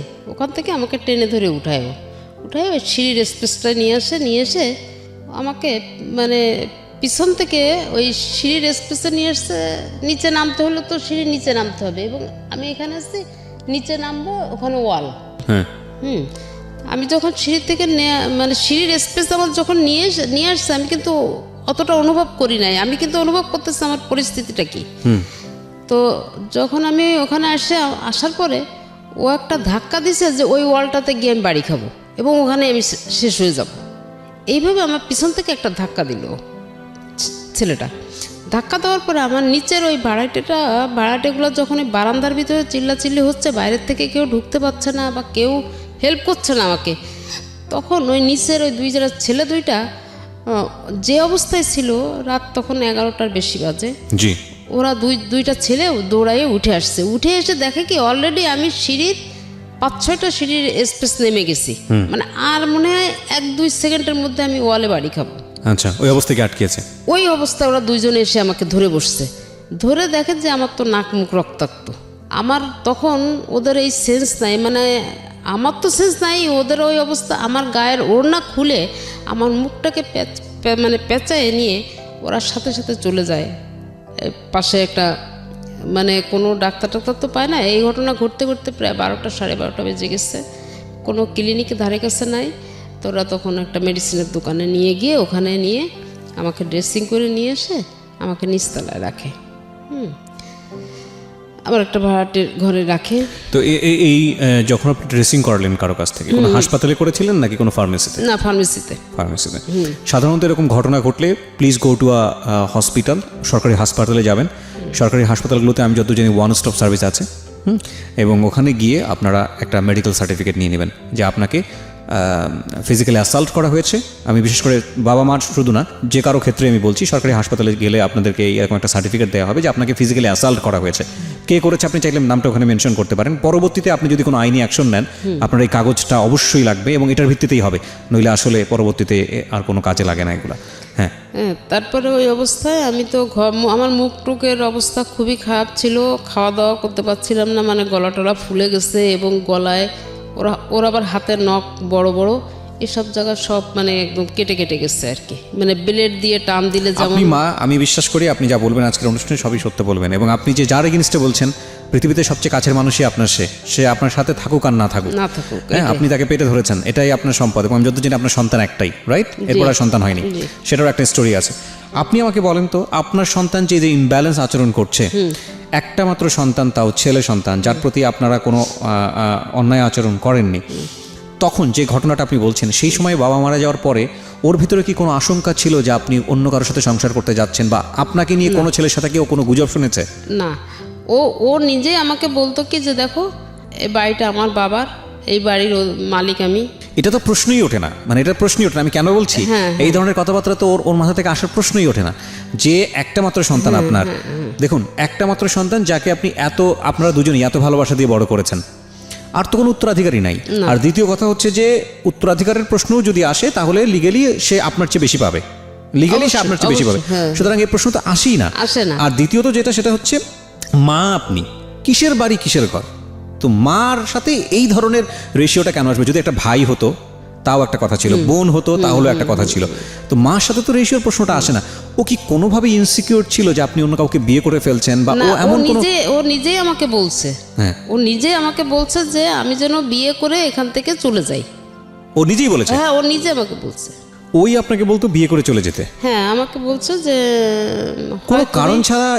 না, বলছে কি যে এ বাড়িতে তুমি থাকতে পারবা না, এটা আমার বাবার বাড়ি, আমার অধিকার আগে, তো এই বাড়িতে তুমি থাকতে পারবা না, তুমি হয় তোমার কোনো আত্মীয় স্বজন বা বাবার বাড়িতে চলে যাও, বা কোনো আত্মীয় স্বজনের বাড়িতে, অথবা তুমি একটা বিয়ে করে নাও, আমার কোনো কমপ্লেন নেই। এতটা অসন্তুষ্ট কেন সে আপনার প্রতি? এইটা হয়েছে কি, এই অসন্তোষটা হয়েছে এই যে নামের যে লোকটার কথা আমি বলছি, এর সঙ্গে এতটাই ও ক্লোজ হয়ে গেল যে ও আমার ঘরের থেকে খাওয়া বন্ধ করে দিল। তো আপনি এই লোকটাকে বাসায় রাখছিলেন কেন, বের করে দিচ্ছিলেন না কেন? আমি এই লোকটাকে নামানোর জন্য বহুত চেষ্টা করছি, এবং লাস্ট আমার কেএমপি থেকে শুরু করে, মানে খুলনা পুলিশ কমিশনারের কার্যালয় থেকে শুরু করে আমি প্রত্যেকটা প্রশাসনের সহযোগিতা চাইছি এবং দরখাস্ত করছি, এবং তাদের কাছ থেকে সিগনেচার নিচ্ছি যে অবৈধভাবে সে আমার বাড়িতে বসবাস করছে, আমার ঘর ভাড়া দিচ্ছে না, নানাভাবে নির্যাতন করছে, আমার ছেলেটাকে সে অ্যাডিক্টেড করে ফেলছে, এইভাবে আমি দিছি, কিন্তু কাজ হয়নি, কোনো কাজ হয় না, কোনো কাজ। আমি প্রশাসনের কাছ থেকে আমি হারাম বলতে আমি এতটুকু উপকার পাই নাই, একমাত্র র‍্যাব 6 ছাড়া। ওনারা আপনাকে হেল্প করেছে? শুধু ওনারাই আমাকে হেল্প করছে, এবং সেটা লাস্ট মোমেন্টে এসে আমার মাথায় কেন যে এই বুদ্ধিটা খেলছিল। আচ্ছা, ফাইনাল ক্রোনোলজিক্যালি যাব, স্টেপ বাই স্টেপ যাব, গল্পটা সামনের দিকে এগোতে চাই। প্রিয় শ্রোতা, আমরা যেই ভয়াবহ রকমের একটা অভিযোগ মা তার সন্তানের এগেনস্টে করছেন আজকে এখানে এসে, ঠিক অভিযোগ বলবো না, তার জীবন গল্প সেখানে বলতে এসেছেন, কারণ আজকের এই অনুষ্ঠান বলার পরে কিন্তু সে কারো কাছ থেকে বিচার চাইবে না। সে গল্পটা কেন বলতে এসছে সে প্রশ্নটা আমি পরে করব। খুব ভালো হতো যদি ওনার সন্তানকে আমি মুখোমুখি করতে পারতাম, কিন্তু আমাদের অনুষ্ঠানের কিছু এথিক্স আছে, কিছু নিয়ম আছে। আমরা যখন অনুষ্ঠানটা শুরু করি তখন একটা ডিসক্লেইমার দিই ওখানে, যে এই অনুষ্ঠানে যে কথাগুলো যিনি বলেন এটা ইনভেস্টিগেটেড শোনা, এবং ওনার সন্তান সম্পর্কে এখানে বলছেন, আপনি সেটা বিশ্বাস করবেন কি করবেন না সেটা আপনার ব্যক্তিগত ব্যাপার। ওনার সন্তানের নাম আমরা এখানে প্রচার করিনি, এবং একই সাথে উনি যার এগেনস্টে এখানে কমপ্লেন করেছেন ওনার ভাড়াটিয়া, তার নাম আমরা প্রচার করিনি, যাতে করে সুনাম তাদের যে মানে কোনো দুর্নাম না হয়। আমরা সচেতনভাবে চেষ্টা করি এই নামগুলো হাইড করে যাওয়ার জন্য।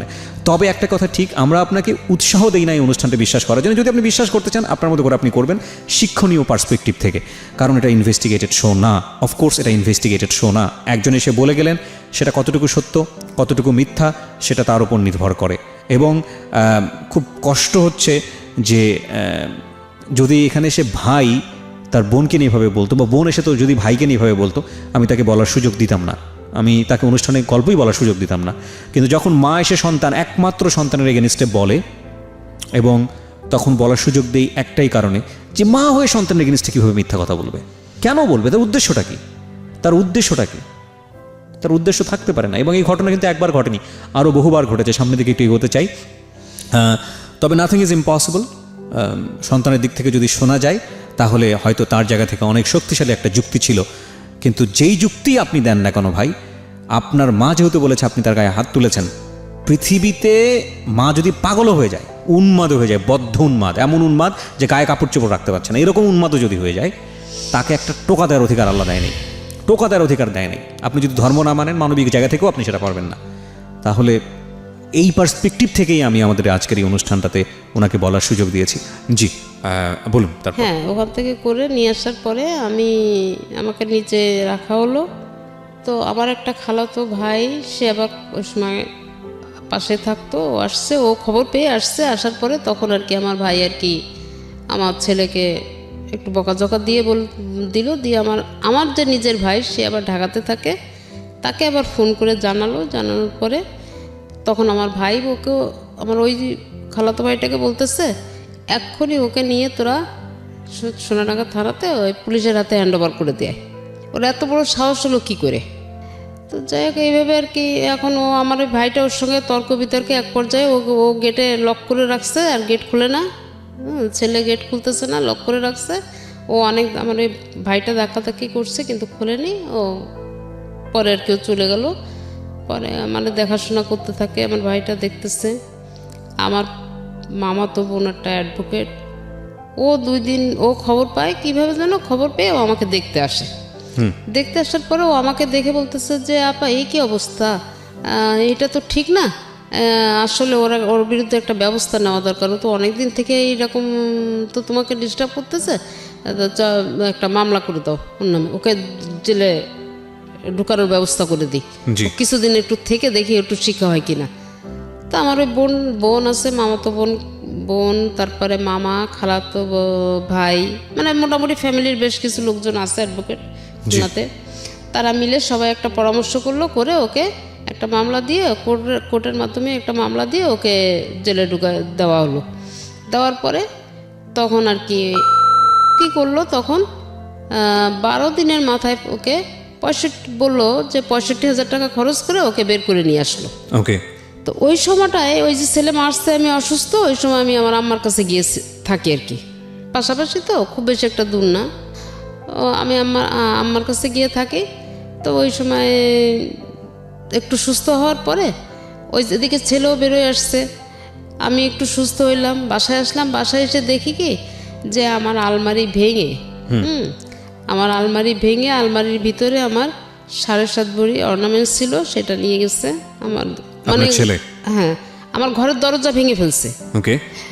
ঘরের দরজায় যে হ্যাজবোল্টটা দেওয়া, লকটা দেওয়া, এই লকটাকে কাটছে। জি।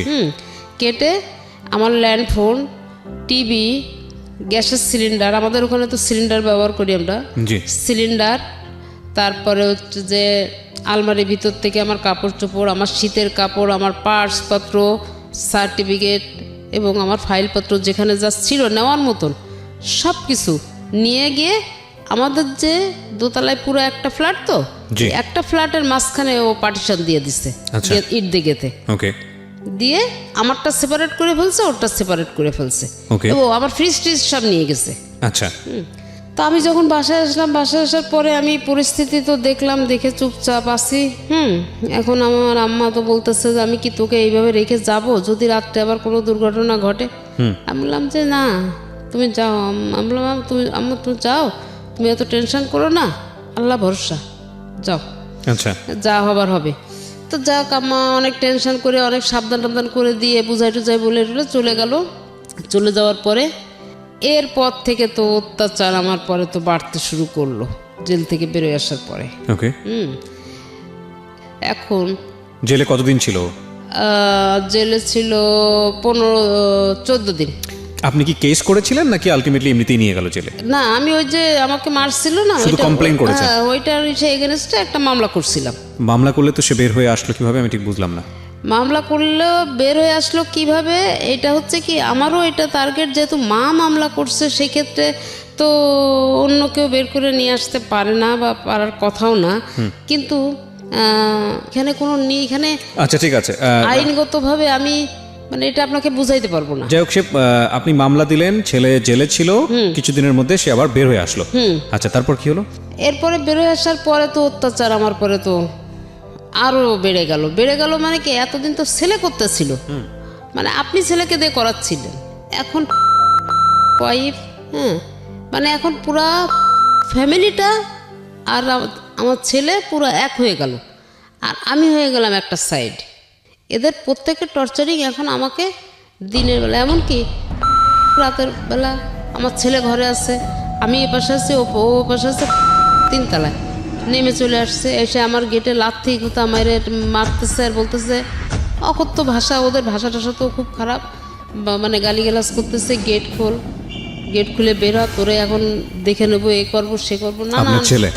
না। আপনার ছেলে না? ওকে। কিন্তু ছেলে পাশের ঘরে থেকে সবই জানতেছে, শুনতেছে, ছেলেকে আর এখন ফেস করাচ্ছে না, এখন কিন্তু ফেস হচ্ছে। তো এইভাবে শোনেন, এইভাবে মার ধর খাইতে খাইতে আমি তো একদম অতিষ্ঠ হয়ে যাচ্ছি। তারপরে যাই হোক, আমি কোনো জায়গায় কোনো কিছু করতে পারছি না। এলাকার যারা গণ্যমান্য ব্যক্তি আছে তাদেরকে জানালাম, তারাও ওকে ডাকলো, বসলো, কারোর ডাকে ডাকে কোনো পাত্তা দেয় না। এবং সে তার বক্তব্য হচ্ছে কি, আমাকে সে উল্টা আমাকে ধমকায়, আজকে অমুকের কাছে গেছিলি, তমুকের কাছে গেছিলি, আমার ক্ষমতা সম্পর্কে তুই কিছু জানিস, তোকে আমি কি করতে পারি, তোকে যে কোনো সময় কিন্তু রাস্তাঘাটে শেষ করে দেবো, এইভাবে আর কি আমাকে হুমকি ধামকি দিয়ে যাচ্ছে। এমনকি আমি গেটে লক করে আমি ভিতরে থাকি, কিন্তু বাইরের থেকে কেউ বুঝতে পারবে না যে ঘরে কোনো মানুষ আছে, হ্যাঁ, মানে কোনো শব্দ ছাড়াই আমি ভিতরে থাকতেছি। তো যাই হোক, এইভাবে আর কি আমার কাটতে কাটতে এক পর্যায়ে আমি নিরুপায় হয়ে 14 সালে, হ্যাঁ 14 সালের একটা এইভাবে কিন্তু আমি ওকে একটু ভালো করার জন্য না, আমি নিজের থেকে সে মানে যেচে পড়ে ওকে আমি যে একটু ভালো হওয়ার জন্যে, ওই কাছ থেকে সরে আসার জন্যে আমি ওকে বোঝানোর চেষ্টা করি। তো ওই চেষ্টা করতে গিয়ে আমাকে উল্টা মার খেতে হচ্ছে। কিন্তু সেই মার খেয়েও আমি কিন্তু ওকে পায়ে ধরতেছি, আমি পায়ে ধরছি, আমি ছেলের পায়ে ধরছি, আমি পায়ে ধরে বলতেছি, বাবা আমি তো দুটো পায়ে ধরি, তুই ছাড়া আমার দুনিয়ায় আর কেউ নাই, তুই আমাকে এইভাবে মারিস না, তুই আমাকে এইভাবে অত্যাচার করিস না, আমার সব কিছু কিন্তু তোর, বাবা আমি তোকে নিয়ে জীবনটা কাটাতে চাই, আমি যে কদিন বেঁচে থাকবো আমি তোকে নিয়ে বাঁচতে চাই, তুই আমাকে এইভাবে ফেলে দিস না বাবা। হ্যাঁ, আর এই যে তোর সঙ্গে যা করতেছে না, এই বাড়িটা তোর কাছ থেকে ও যে কোনো কিছুর বিনিময়ে বাড়িটা তোর কাছ থেকে লিখে নেবে, এটা তুই বুঝতে পারতেছিস না, কেন তোর মাথায় এই কাজটা করতেছে না, বাবা তুই ওখান থেকে সরে আয়, তুই সরে আয়, এসব বলতে গেলে তখন ওই আমার তো মার তো খেতেই হয়েছে। পরে একদিনকে লাস্ট গত 14 রোজার দিন আমি ওকে আবার ওই ডাকলাম, ডেকে আমি বলতেছি, বাবা রমজান মাস, তুই তো উপরে গিয়ে ইফতারি খাস, আমি তো ঘরে খাই, তা একটা দিন অন্তত উপরে কোথায় খায়? ঘরে খাওয়া দাওয়া সব ওখানে, মানে ও বাজার, ও যদি কিছু কেনাকাটা করে সেটাও ওখানে।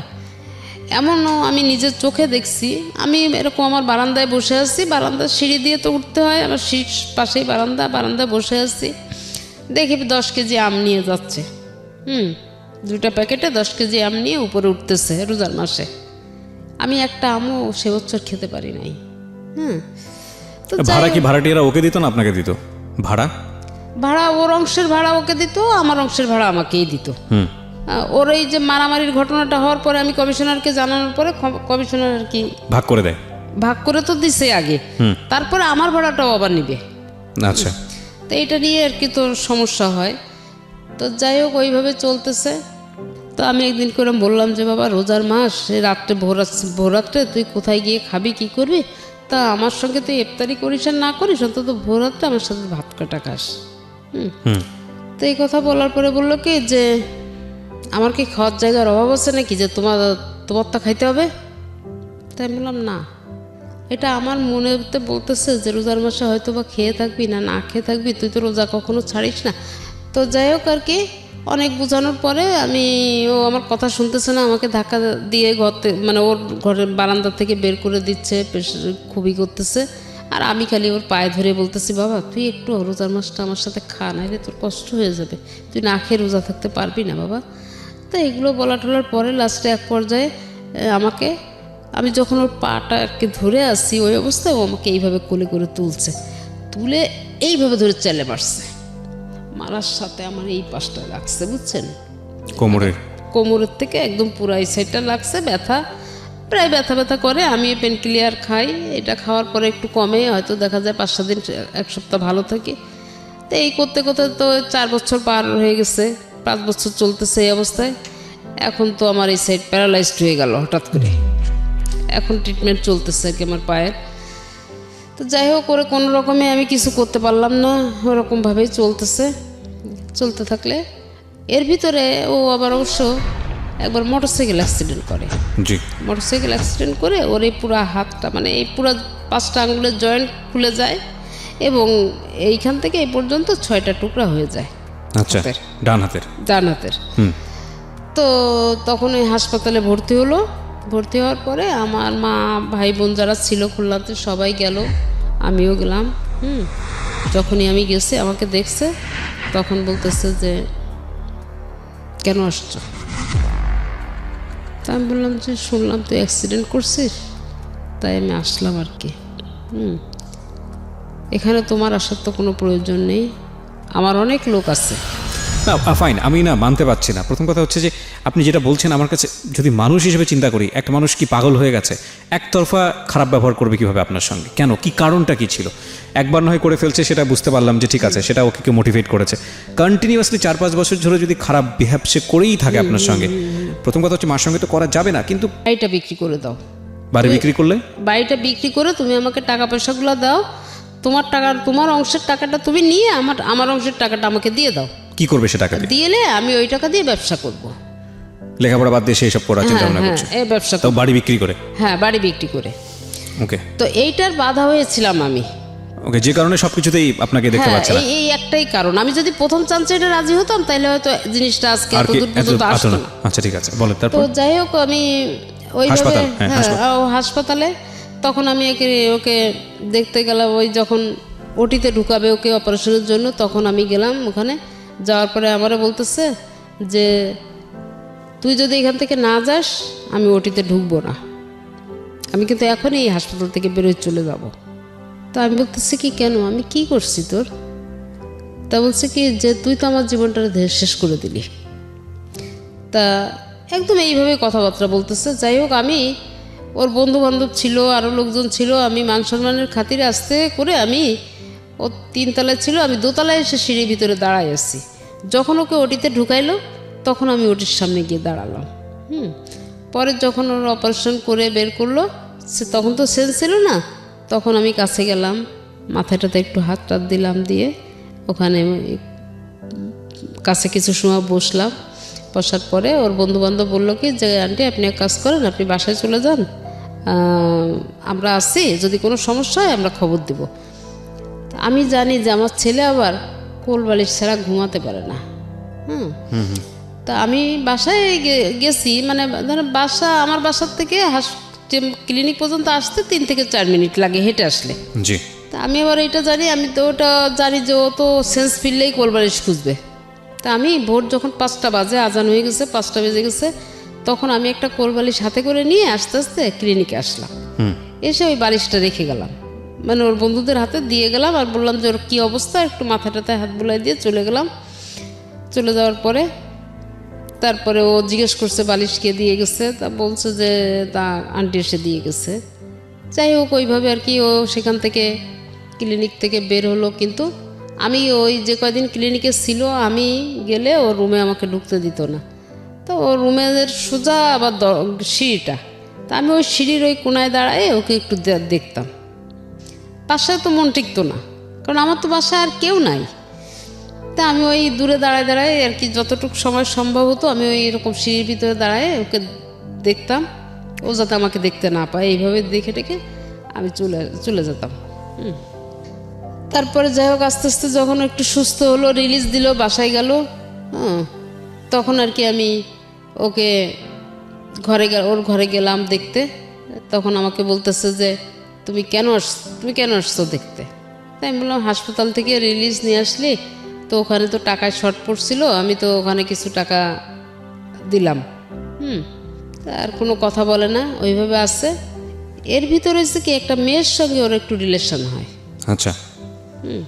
তো মেয়েটাকে আমাকে দেখাতেও নিয়ে আসতে চায়, তো আমিও বলি যে ঠিক আছে।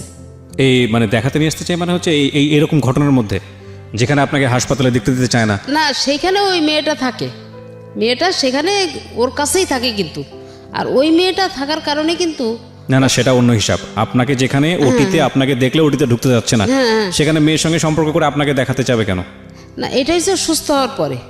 সুস্থ বলতে মানে ওটি সুস্থ হয়েছে বুঝলাম, কিন্তু সম্পর্কটা তো সুস্থ হয়নি। মানে আমি বলতে চাচ্ছি এই কারণে যে যেখানে আপনাকে কোনো কিছুতেই প্রাধান্য দিচ্ছে না, সেখানে কোনো একটা মেয়ের সঙ্গে সম্পর্ক হলে আপনাকে কেন দেখাতে যাচ্ছে, আমি তো বুঝতে পারছি না। না, তো ওইটা হয়েছে কি, তখন আর কি ও একটু মনে হয় কিছু হয়তো নিজের ভুল বুঝতে পারলেও পারছে, আচ্ছা। একটু স্বাভাবিক হয়ে আমার সঙ্গে একটু কথাবার্তা বলে আর কি। যাই হোক, আপনাকে দেখাতে চেয়েছে। হ্যাঁ, এখন মেয়েটা পছন্দ করছে, মানে আমি ওকে বিয়ে দেওয়ার জন্য বলতেছি যে বাবা এখন একটা বিয়ে শাদী কর, তাহলে দেখি একটু ঘর সংসারের দিকে তোর মন আসবে। হ্যাঁ, তা বলছে বিয়ে করে কি খাওয়াবো কি? আমি বলছি আমি যখন তোকে খাওয়াইতে পারতেছি, তা আর একটা মেয়ে নিয়ে আসলে তাকেও আমি খাওয়াইতে পারবো। আমার যদি একটা মেয়ে থাকতো তা আমি তো তাকে দেখতাম, আমি তো আর অন্যের পরে ছেড়ে দিতাম না। তো এইভাবে বলা টলার পরেও একদিনকে আমাকে বলতেছে তাহলে আমি মেয়েটাকে নিয়ে আসি, তুমি দেখবো? তাহলে আমি নিয়ে আসি। এবার হ্যাঁ ঠিক আছে, নিয়ে আসো। এখন নিয়ে আসার পরে মেয়েটা দেখে আমার কিন্তু আসলে পছন্দ হয়নি। হ্যাঁ, তো এতটুকু সময় ছিল যে মেয়েটার ওর পরিচয়টা ভালোভাবে আমার জানার মতো সুযোগ হয়নি। হ্যাঁ, 5-7 মিনিট ছিল আর কি। তো মেয়েটা চলে যাওয়ার পরে আমার ছেলে যখন বাসায় আসলো, আমি তখন ওকে বললাম যে আচ্ছা ওদের বাড়িটা কোথায়? তা বললো তো বাবা, ওরা কয় ভাই বোন, বাবা মা কি করে? তা বলতেছে যে আমি ওর বাবা মা কী করে এটা আমি বলতে পারবো না, ওরা হচ্ছে 3 বোন আর 1 ভাই, ও হচ্ছে বোনদের মধ্যে ছোট। জি। তাই আমি বললাম কি যে তুই একটা মেয়ের সঙ্গে রিলেশন করলি, অথচ তার বাবা কি করে তুই এইটা বলতে পারিস না, এইটা আবার কেমন কথা বলতেছিস? তা আমার না জিনিসটা একটু সন্দেহ লাগলো। এটা লাগার পরে আমি এটা কি করলাম, আমি এটা কোনো একজন মারফতে, কারো একজন মারফতে আমি খোঁজ নিলাম যে আসলে মেয়ের বাবা কি করে। তখন আমি জানতে পারলাম যে মেয়ের বাবা একজন ট্রাক ড্রাইভার। আচ্ছা। আমি এইটার পরে না আমি একদম নিস্তব্ধ হয়ে গেলাম। পরবর্তীতে আমি ছেলেকে ডাকলাম, আবার বেশ 2-3 দিন পরে আমি ছেলেকে ডাকলাম, জিজ্ঞেস করলাম। ছেলে বলল যে আসলে তো আমি জানি না। আমি বলছি কি, আমি তো শুনলাম যে ওর বাবা নাকি ট্রাক ড্রাইভার। তা বলছে না, আমি তো এটা শিওর না।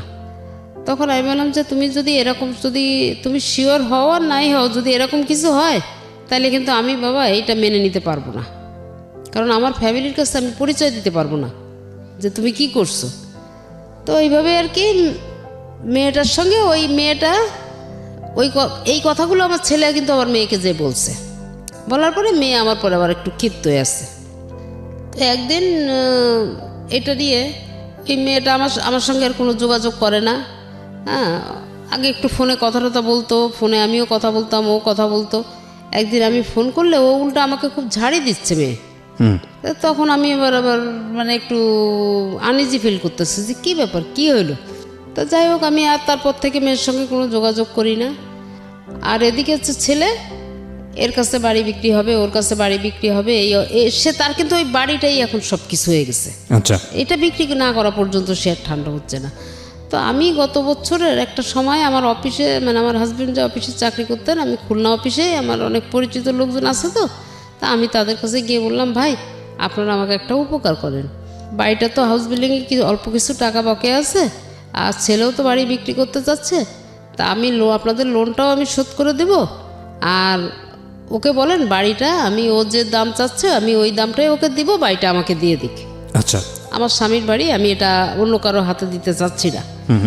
তো বললো কি, এলে তাহলে তো ভালো প্রস্তাব এটা, তো ঠিক আছে ওকে বলি। এখন ছেলেকে যতবারই বলা হচ্ছে, ছেলের কথা হলো আমি দিব, আমি তাকে বাড়ি দিব না। তো এইভাবে তখন ওই অফিস থেকে বলতেছে যে বিষয় না, বিষয় হচ্ছে এটাই যে তোমার মাস সই ছাড়া কিন্তু তুমি কিছুই করতে পারবা না, তুমি যা কিছু করতে চাও না কেন তোমার মাস সইয়ের বাইরে তুমি যাইতে পারতেছো না, আর হাউস বিল্ডিং থেকে তুমি দলিলও বের করতে পারবা না। আপনাদের দুজনেরই সই লাগবে, ইনফ্যাক্ট। হ্যাঁ, একজনের দ্বারা হবে না, হবে না। হ্যাঁ, তো এইভাবে ওকে অনেক বোঝানোর চেষ্টা করছে, কিন্তু ও আসলে কোনো কিছুতেই বুঝতে চায় না, ও সব কিছু গাছ জোরেই করতে চায়। যেমন আমার পেনশনের টাকাগুলো নিয়েও সে অনেক ঢাকা অফিস পর্যন্ত আসছে, এখানে টাকা পয়সা দিয়ে পেনশনটা ওর নামে করার চেষ্টা করছে, অনেক ঝামেলা ঝঞ্ঝাট, ছোটোখাটো বড় অনেক ঝামেলা ঝঞ্ঝাট করছে।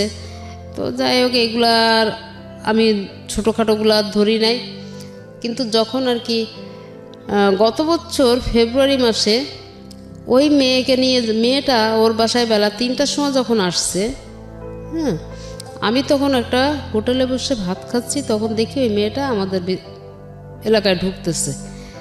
আর সন্ধ্যা, আমি ওইটা দেখে বসেই আছি, মেয়ে কিন্তু ঘর থেকে আর বের হয় না।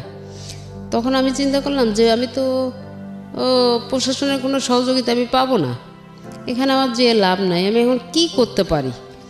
তা আমি চিন্তা করতে করতে ওই যে বসে বসে চিন্তা করতে করতে আমি এক সময় দেখি যে ছেলে গেট খুলে বেরোলো। কিছুক্ষণ পরে মেয়েটা বেরোলো, তখন বাজে সন্ধ্যা 7টা। ওই সময়টাতে আমি ছেলেকে আমি ধরলাম সিঁড়ির ভিতরে, ধরে আমি তখন ওকে বলতেছি, একটা চড় দিলাম, চড় দিয়ে আমি বলতেছি কি যে এই শেয়ানা মেয়েটাকে তুমি বেলা 3টার সময় ঘরে ঢুকাইছো আর এখন বের করছো, এইটা তোমার বাবার বাড়ি, তোমার বাবার এখানে যথেষ্ট সম্মানীয় একজন ব্যক্তি ছিল, তোমার বাবার সম্মানটা কি তোমার কাছে কোনো মূল্য নেই নাকি?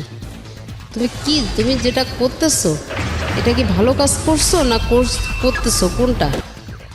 এই কথা বলার সাথে সাথে ও পা মার দিয়ে একটা ঘুষি মারলো আমার এখানে, মেয়েটার সামনে।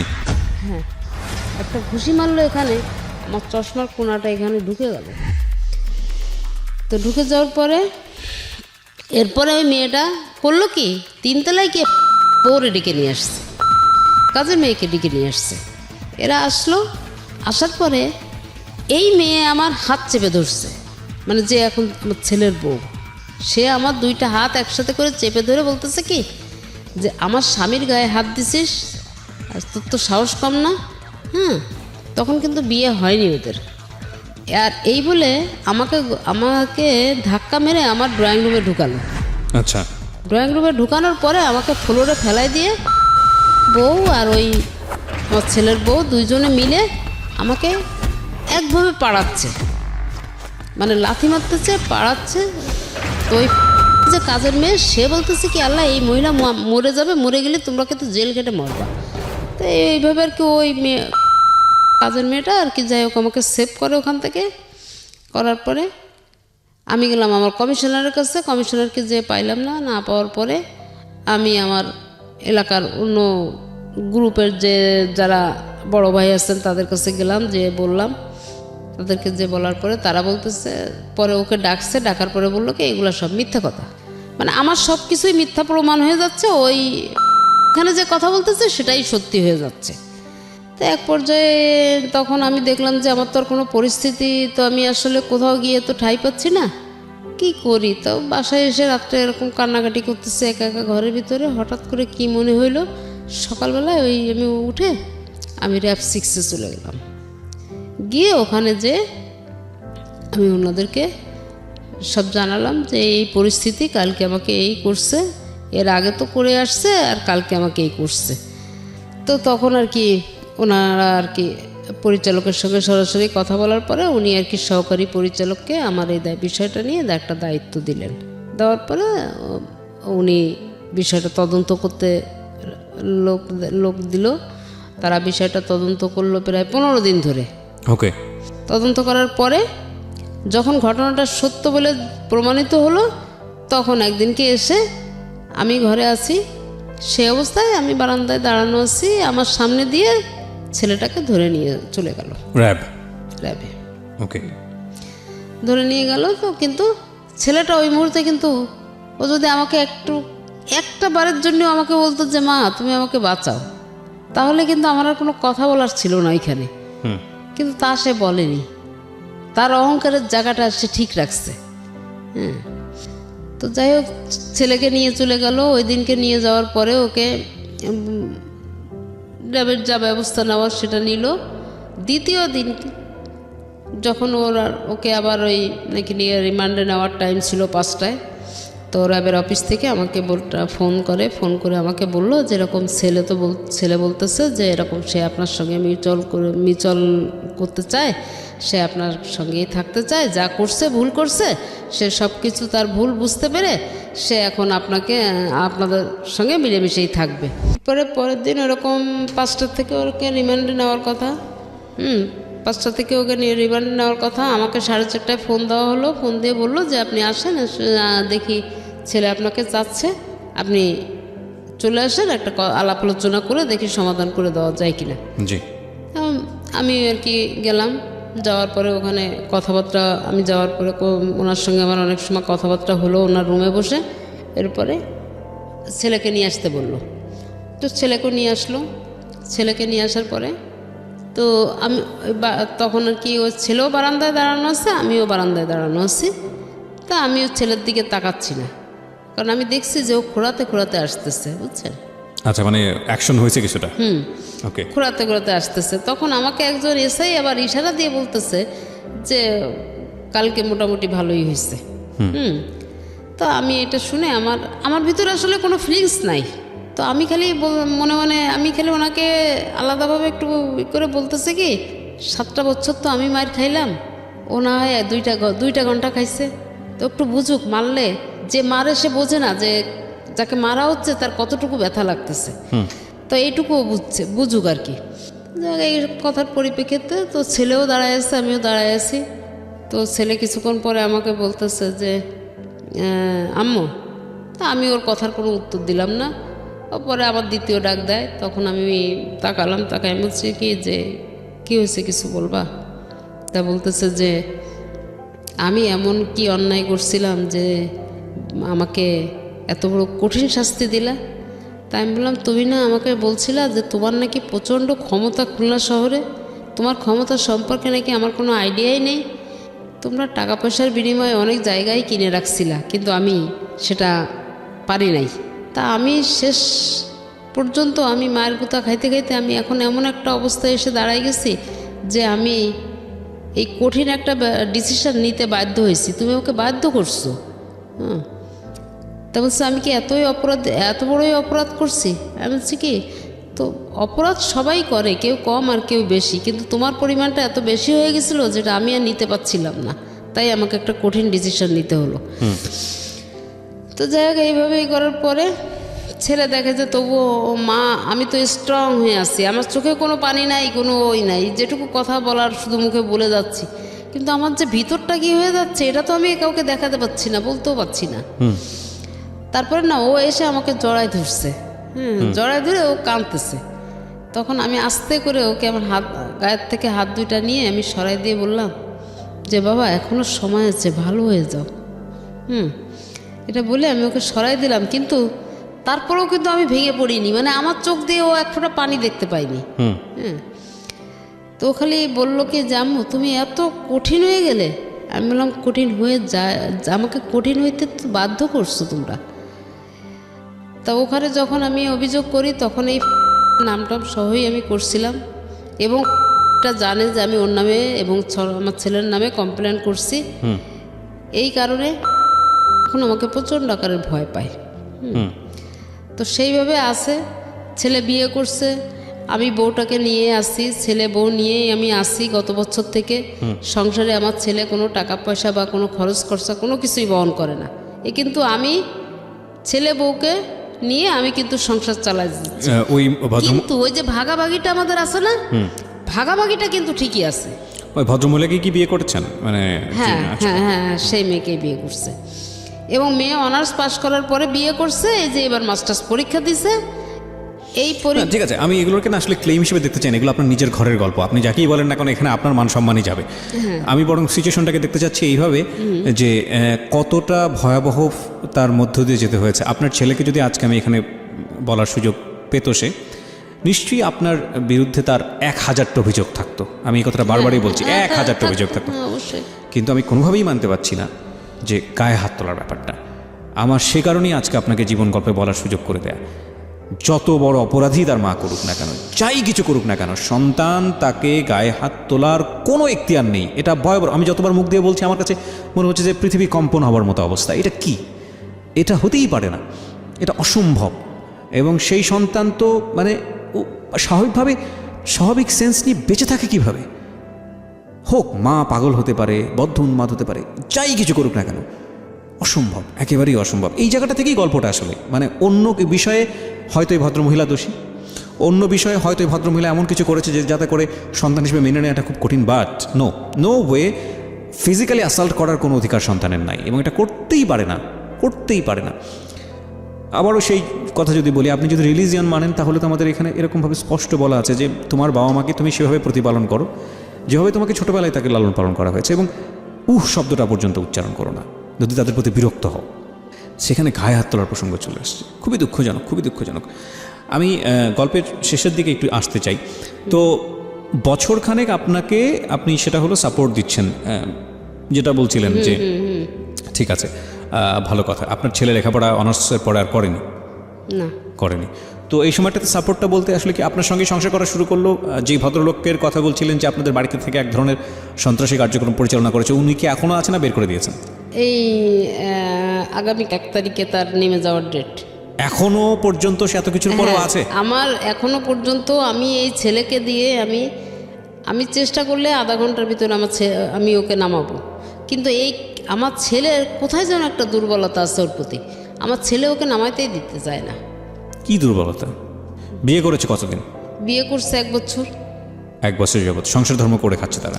সংসার ধর্ম আমার সাথেই আর কি, আমি একসাথে আছে, সবকিছু। আপনার সঙ্গে আছে। বাড়িটার কি অবস্থা? বাড়িটা নিয়ে হচ্ছে সেই বাড়ি তো ওদেরকে দিবে, এটাই হচ্ছে ওদের সঙ্গে একটা এগ্রিমেন্ট করা আছে। কাদেরকে? মানে ওই সাথে একটা এগ্রিমেন্ট করা আছে, বাড়িটা ওদেরকে দিবে। তো সেটা আর কি আমি শুধু আমার কথা ছিল এটাই যে আমার জীবনে আমার শরীরে 1 বিন্দু রক্ত থাকতে আমি আমার বাড়িটা কেবে দিতে দেবো না। হ্যাঁ, আর সে হচ্ছে ছাড়া দিবে না। তো লাস্টে একটা মিউচুয়ালের ভিতর দিয়ে যাই হোক আমি বাড়িটাকে রক্ষা করতে পারছি। হ্যাঁ, আর আমার ছেলের যে বউটা আছে, এই যে 1 বছর বিয়ে করছে না, এই 1 বছরের ভিতরে 2টা ঈদ গেছে, একটা রমজান মাস গেছে। 1 বছরের ভিতরে এই পর্যন্ত আমার ছেলে বা বউ একটা দিনের জন্য, একটা বেলার জন্যে আমার সাথে বসে ভাত খায়নি। কিন্তু সংসারে আমি মাসে 20 থেকে 25,000 টাকা সমস্ত খরচ আমি বহন করি, কিন্তু আমার সাথে একটা ঈদের দিনও তারা আমার সঙ্গে 1 মুঠো ভাত খেতে পারেনি। এটা আমার সবচেয়ে বড় কষ্টের জায়গা। এই কষ্টগুলো হয়তো বা কোনোদিনও যাবে না, কারণ আজকে আপনি রেডিওতে যে গল্পটা বলে গেলেন এরপরে কষ্ট হয়তো আরও বাড়বে। কারণ আমরা আসলে না ভালো দিকগুলো নেই না, কারণ মানবিক দিক থেকে যদি বিচার করা যায় তাহলে হয়তো বলবো যে যিনি গল্পটা আজকে এখানে বললেন তার কষ্টের জায়গা থেকে তিনি বলেছেন। আপনার সন্তান যদি এটাকে ইগোর জায়গা থেকে নেয় তাহলে হয়তো আপনার সঙ্গে খারাপ আচরণ আরও বাড়বে। আমি যে প্রশ্নটা করেছিলাম যে বাড়ির অবস্থাটা কি, এই বাড়িটার সমাধান কী হয়েছে শেষ পর্যন্ত? হ্যাঁ, বাড়ির অবস্থাটা এখন আমারই এক রিলেটিভের মাধ্যম দিয়েই আর কি আমার নেওয়া হচ্ছে। আপনি নিয়েছেন বাড়িটা কার কাছ থেকে? মানে ছেলের অংশটা আপনি কিনে নিয়েছেন? হ্যাঁ। কত টাকা দিয়ে কিনে নিয়েছেন? তাকে 65 লাখ টাকা দেওয়া হয়েছে। এই 65 লাখ টাকা আপনি কোথায় পেয়েছেন? এই 65 লাখ টাকা আমার হাজব্যান্ডের পেনশনের টাকাটা আমি এতদিন কোনো হাত দেই নাই, আমি উঠাই নাই। কত বছর হল উনি মারা গেছেন? 2001-এ মারা গেছেন? 2004-এ মারা গেছেন। এই টাকাটা আপনি সাথে এই টাকাটা আপনি তোলেন নেই, 10 বছর পরে তুললেন? 11 বছর পর। 11 বছর পরে তুললেন। এই টাকাটা সব মিলিয়ে কত টাকা হয়েছে? 65 লাখ টাকা? না, আরও বেশি। আরও বেশি হয়েছে। আর উনি জীবিত অবস্থায় বাড়িটা করেছিলেন, জায়গাটা কিনেছিলেন। উনি এত টাকা পেলেন কোথায়? এই প্রশ্নটা আমার করা উচিত এই কারণেই যে জায়গাটা আমি যখন জায়গা কিনছি না, তখন হচ্ছে যে ওখানে যে জায়গাটা কেনা হয়েছে তখন ওখানের কাঠা ছিল 10,000 করে। আচ্ছা, কিন্তু বাড়ি করতে তো আপনাদের পয়সা লেগেছে, ভালোই পয়সা লেগেছে। হ্যাঁ, তো উনি হাউস বিল্ডিং ফাইন্যান্সের চাকরি করতেন, ওখান থেকে লোন নিয়েছিলেন, লোন নিয়ে বাড়িটা করা। আচ্ছা, ওকে। তো এই টাকাটা আপনি আপনার ছেলেকে দিয়েছেন, কিন্তু আপনি কি জানতে চেয়েছেন যে এই টাকাটা তুমি দিয়ে কি করবে, বা এই টাকাটা তুমি নিলে? হ্যাঁ, আমি জিজ্ঞেস করছি যে কি করবা। তো টাকাটা তার ওয়াইফের নামে কিছু ফিক্সড ডিপোজিট করছে, তার নামে করছে, আর কিছু টাকা তার ব্যবসার জন্য রাখছে, ব্যবসা করবে। কি ব্যবসা করবে এটা আমাকে সে বলেনি, যখন করবে তখন জানাবে। তো এখন আলটিমেটলি সে বাড়িতে ভাড়াটিয়া হিসেবে আছে? না, অলরেডি আমি কালকে খবর পেলাম যে সে নাকি বাসা থেকে নেমে গেছে। ভাড়া থেকে নেমে গেছে। আপনি এটাতে খুশি হয়েছেন নাকি কষ্ট? প্রতিও আমাদের কোনো অভিযোগ নেই। এই ভদ্রমহিলারও নিশ্চয়ই শেষ পর্যন্ত তার সন্তানের প্রতি কোনো অভিযোগ নেই, কারণ এই কান্নাটা সেটাই বলে দেয়। কিন্তু যে সিচুয়েশনটা আমরা শুনলাম, এই ঘটনাগুলো আমরা শুনলাম, সেটা যেন কোনো সন্তানের জীবনে, কোনো মায়ের জীবনে কখনো না আসে। আমরা মানুষ, আমাদের হুঁশ জ্ঞান থাকা উচিত, যাই কিছু করি না কেন আমরা। বিশেষ করে খুব দুঃখজনক হলেও সত্য, আমাদের পুরো সাউথ এশিয়ান সাবকন্টিনেন্টে এই জিনিসটা দেখা যায়। বিয়ের পরে ছেলেরা অনেক বেশি চেঞ্জ হয়ে যান, অথবা বাধ্য হন হতে। মেরুদণ্ডে অতটুকু শক্তি থাকে না যে নিজের মার দিকে ঠিকমতো খেয়াল রাখবে, নিজের পরিবার বাবার দিকে খেয়াল রাখবে, শক্তি থাকে না। হয়তোবা মানসিকভাবে অনেক টর্চারের শিকার হন, বিয়ের পরের অবস্থার কথা বলছি, অথবা তার মধ্যে এমন কোনো পরিবর্তন আসে বা পরিবর্তনটা নিয়ে আসার জন্য কেউ চেষ্টা করেন যাতে করে সে তার মা কিংবা বাবার প্রতি যে পরিমাণ দায়িত্ব পালন করা উচিত সে পরিমাণ দায়িত্ব পালন করতে পারেন না। আমার এই জায়গাটিতে একটা কথাই বলার আছে, সেটা হলো আপনিও তো একদিন বাবা হবেন, আপনিও তো একদিন মা হবেন। হ্যাঁ, মেয়ে হয়ে জন্মিয়েছেন, কন্যা জায়া জননী একটা কথা আছে, আর বাবা হয়ে ছেলে হয়ে জন্মিয়েছেন মানে বাবা হবেন, বৃদ্ধ হবেন। ভবিষ্যতের কথা কি মনে পড়ে না? লজ্জা কি লাগে না? যেই মা আপনাকে না খাইয়ে, মানে যেই মা আপনি না খেলে সে খেত না, যেই মা আপনাকে পেটে ধরে কষ্ট করে মানুষ করেছে, একটা সন্তানকে পেটে ধরা মানে হচ্ছে সেটা মৃত্যু সাথে ফাইট করছে, যে কোনো মুহূর্তে মারা যেতে পারে। এই ভদ্রমহিলা যখন মা হয়েছেন সে কিন্তু মানে বলা যেতে পারে একেবারে কিশোরী মা। তার একটা দিনের কষ্ট আপনি সারাটা জীবন পরিশ্রম করে শোধ দিতে পারবেন? মানুষ হলে এই ধরনের কাজ করা উচিত হয়নি, কোনোভাবেই উচিত হয়নি। আমি ধরে নিলাম যে এই ভদ্রমহিলা যা বলেছে সব কিছু মিথ্যা, সব মিথ্যা। সে সন্তানের এগেনিস্টে কমপ্লেন করে গেছে আজকে, আমরা ধরে নিলাম সত্য, ধরে নিলাম যে উনি যা বলেছেন সব মিথ্যা। হ্যাঁ, তো ওই জায়গাটা থেকে যদি আমি বলি তাহলে এটা নিশ্চয়ই মিথ্যা না যে যার কথা বলেছেন তাকে তিনি পেটে ধরেননি, বা এটাও নিশ্চয়ই মিথ্যা না যে তিনি তার গায়ে হাত তোলেননি, বা ধরে নিলাম এটা মিথ্যা।